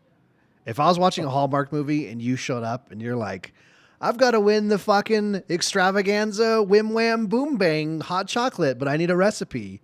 Like, I'd be like, yeah, this guy's here. He's from the hometown.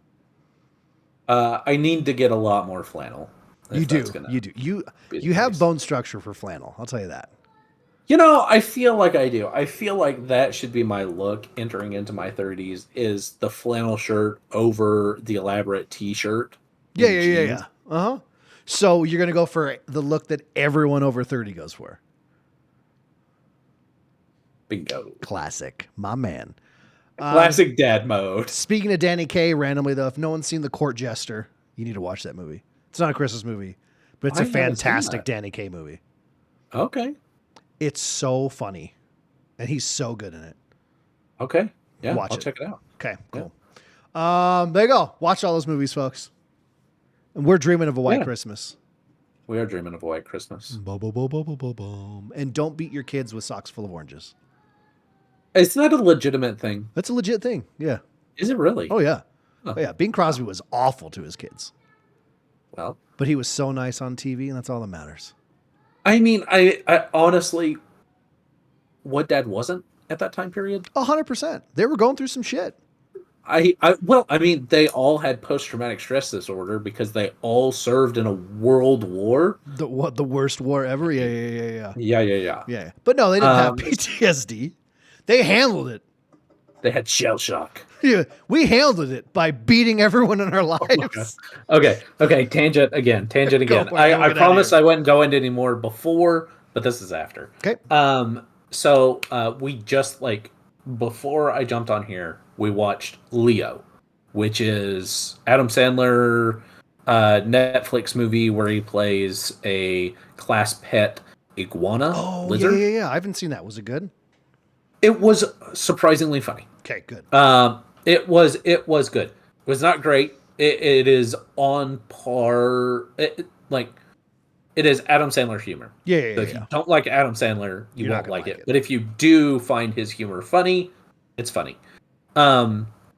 He sings a song to this girl because she starts crying, and so he starts singing a song because he's a 75-year-old iguana, right? And he's like, oh gosh, I can't remember how it goes anymore, but it was so funny because he was like, "Don't you cry, crying's for weaklings."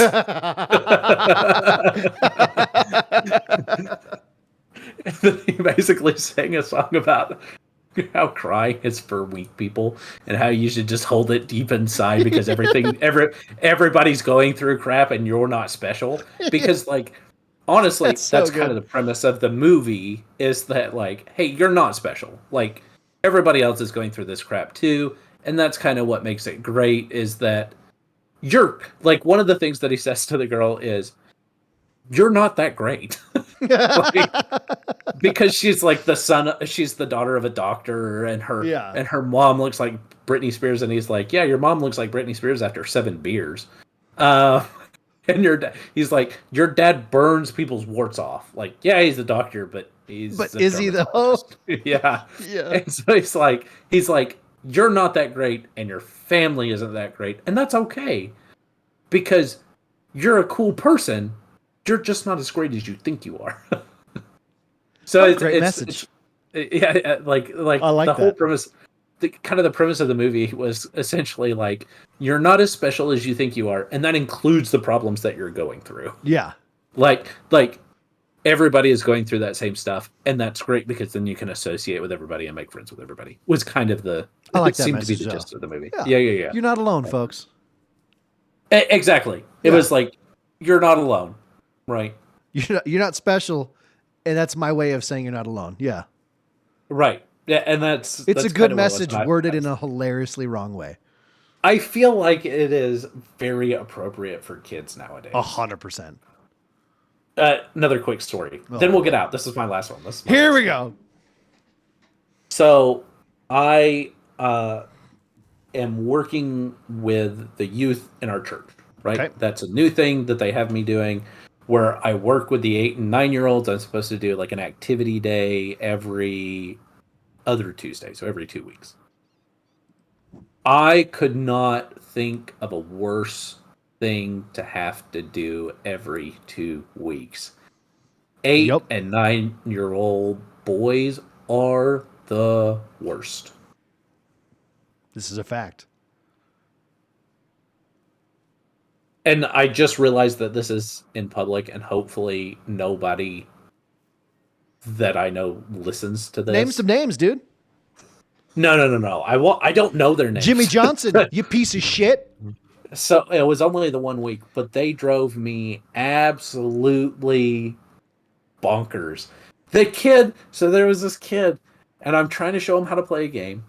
And it was the rock, paper, scissors. If you ever played everybody pairs up, you play rock, paper, scissors. If you lose, then you follow along behind the other person. Yeah. And you see who wins, right? They win the tournament. And he didn't like this game because he always loses. So I'm trying to explain the game, and he is literally right in front of me. I am looking at him because I have asked the 2 kids to demo for me, and he does this. And I was like, for those of the audio audience, he's doing the hand mouths with the 2 different hands. Yeah. The hand mouths with the 2 different hands. Yeah. And I'm looking right at him. And I went, "Are you seriously mocking me right now?" And he goes, No, I was just doing party hands." And I was like, No. First of all, they're called jazz hands or spirit fingers. Yeah. I was like, I don't know what kind of idiot you think I am, but I'm not that. And I was like, whatever, man. Like, don't do that. Like, cut it out. And then, what was he doing? And then he was cheating during the game. Like, just straight up cheating. And I was like, he was like, okay, so like, I caught him cheating. And I was like, don't cheat.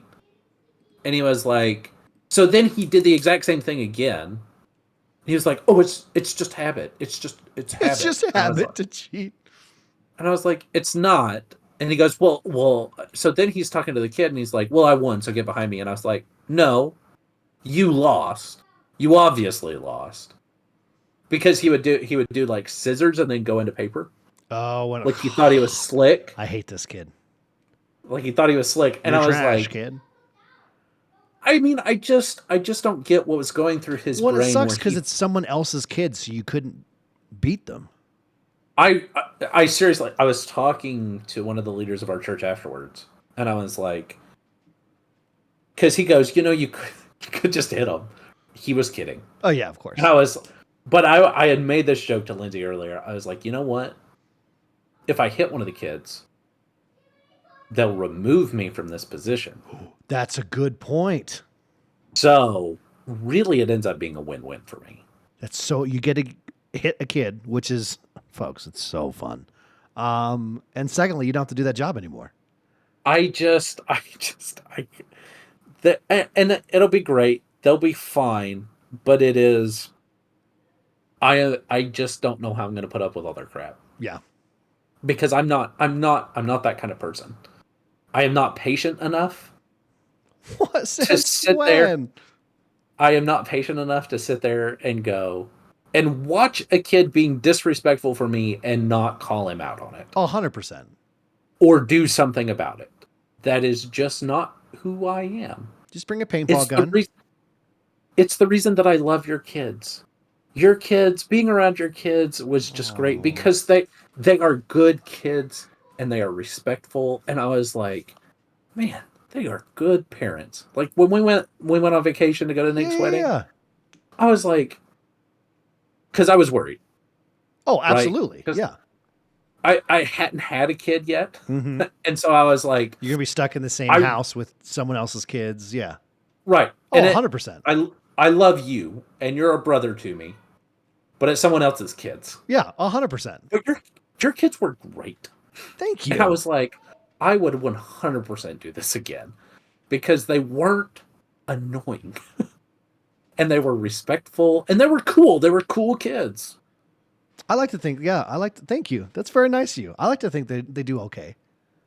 They are. I mean, granted, but it was a few days, right? Yeah, we were all it was in the same like house. 3-4 days. Yeah. And they were great. Well, thank you, man. Thank you. Gideon's really good at Helldivers. That's most of the interaction I've had. He is very good at Helldivers. Very good at communication. Very true. Trailix in the chat says you clearly haven't been roasted by them before. Talking about my kids, they do. They have roasted Trailix pretty good. Okay, but being roasted, that's different. That's different because they are Elmer's kids. Yeah, it comes to the territory. Kids. So I appreciate that. I like your kids have a great sense of humor. Your kids are great. I love your kids. Thank you. My kids love you. Your Uncle Russie. Oh yeah. I wish we lived closer. Me too. House across the street isn't for sale anymore. You lost your chance. I bought it. I'm in it right now. Well, then come over if you miss my kids. It's not the right time. Okay. We have, the moment's roof got to be right. So really, what's happening is that new roof that we put on. They put it on wrong, so we can't leave the house. We have to hold the roof up. Yeah. That's why I keep reaching up here. During it's not a party over there. He's not raising the roof. He's literally keeping it. I'm literally raising the roof. Yeah. That's hilarious. Well, if you want to raise the roof to your socials, where are those at? You know what? I don't really have any socials right now. I've been thinking of some stuff. I'm thinking about maybe making my own website so I can put stuff like the short story that I want to write for Helldivers on there and things like that. Maybe even some snippets of my book as I get them in a more finalized state. I like it.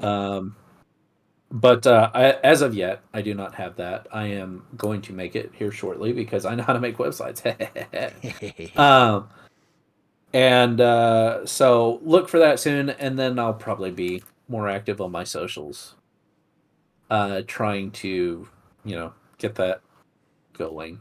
And in the Discord, folks, get in there, play some games. I am in the Discord. I've been pretty active lately. Absolutely, man. In specific channels. So Helldivers always there. Marvel Rivals, he's jumping in. Yeah. I usually check Marvel Rivals, Helldivers. D&D. I keep up to date with D&D, Star Citizen. I can tell which ones because the other ones are all lit up for me. Star Citizen, Valheim, Once Human, Space Marines 2, Marvel Rivals, Helldivers 2. If you're playing any of those games, folks, hit him up. He's there for you. Yeah. Hell yeah. I've gotten better about playing with new people. It's not something I'm terribly good at. Yeah. But if you message me, most of the people that listen to our show I know, so that's true. Minus the people in Egypt. We want to get to know you. Yeah, absolutely. Join Get our on Discord. a plane.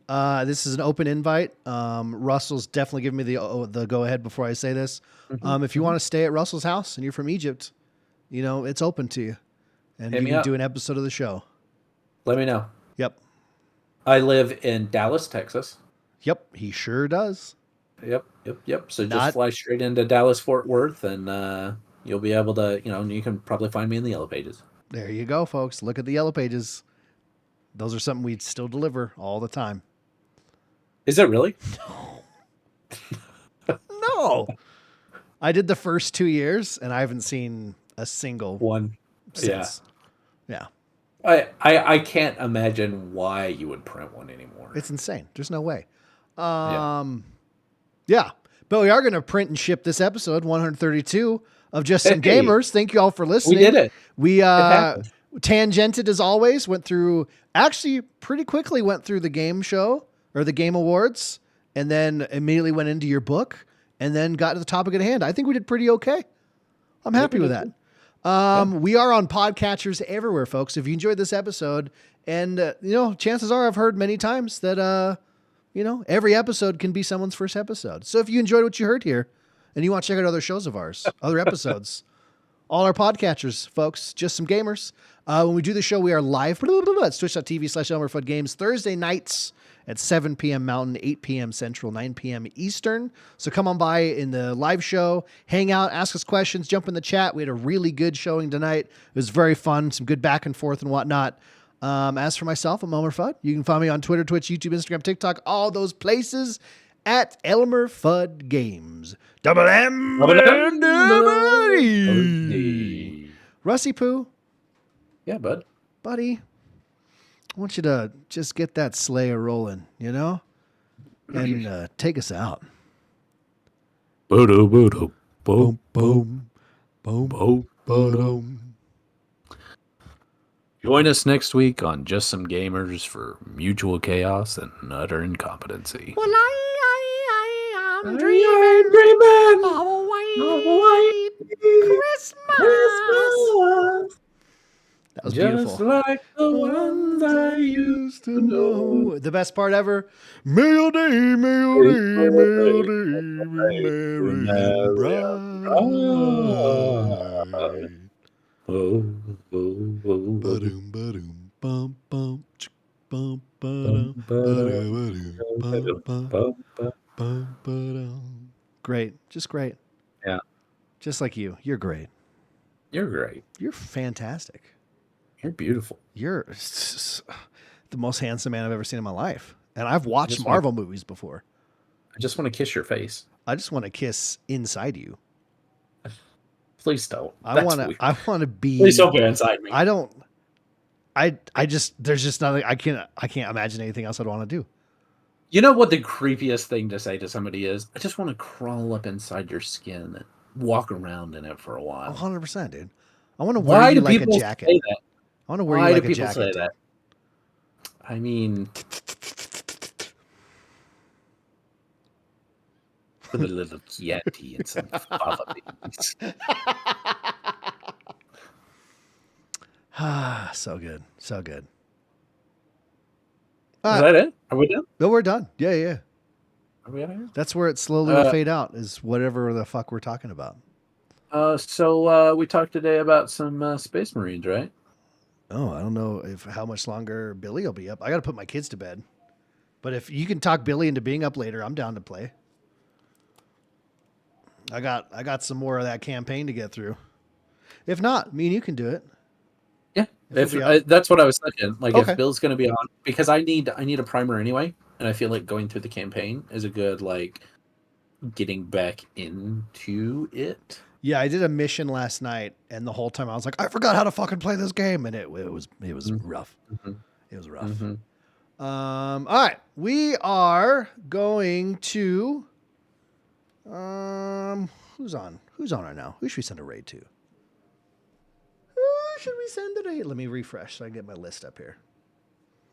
Will, are you streaming? You should be streaming, Will, but you're not. But you're not. Let's send I don't people. have anybody that I follow on there. You could just send people over to Critical Role.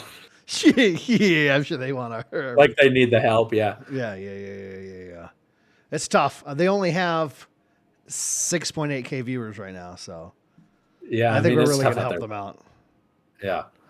Or I could just end the stream and go poop. That's something I could do too. My dog just farted, and it is one of those nasty nose-burning dog farts. I'm just gonna end the stream and I'm gonna go poop. I'm about to take an Arby's shit. So Okay. Let me know when you're back. I'm probably gonna dive until you get back. okay, cool. Yeah, they got a room. So all right. Yeah. Love you. Love you too, Switchies. Everyone in the chat, love you. Bye. Bye.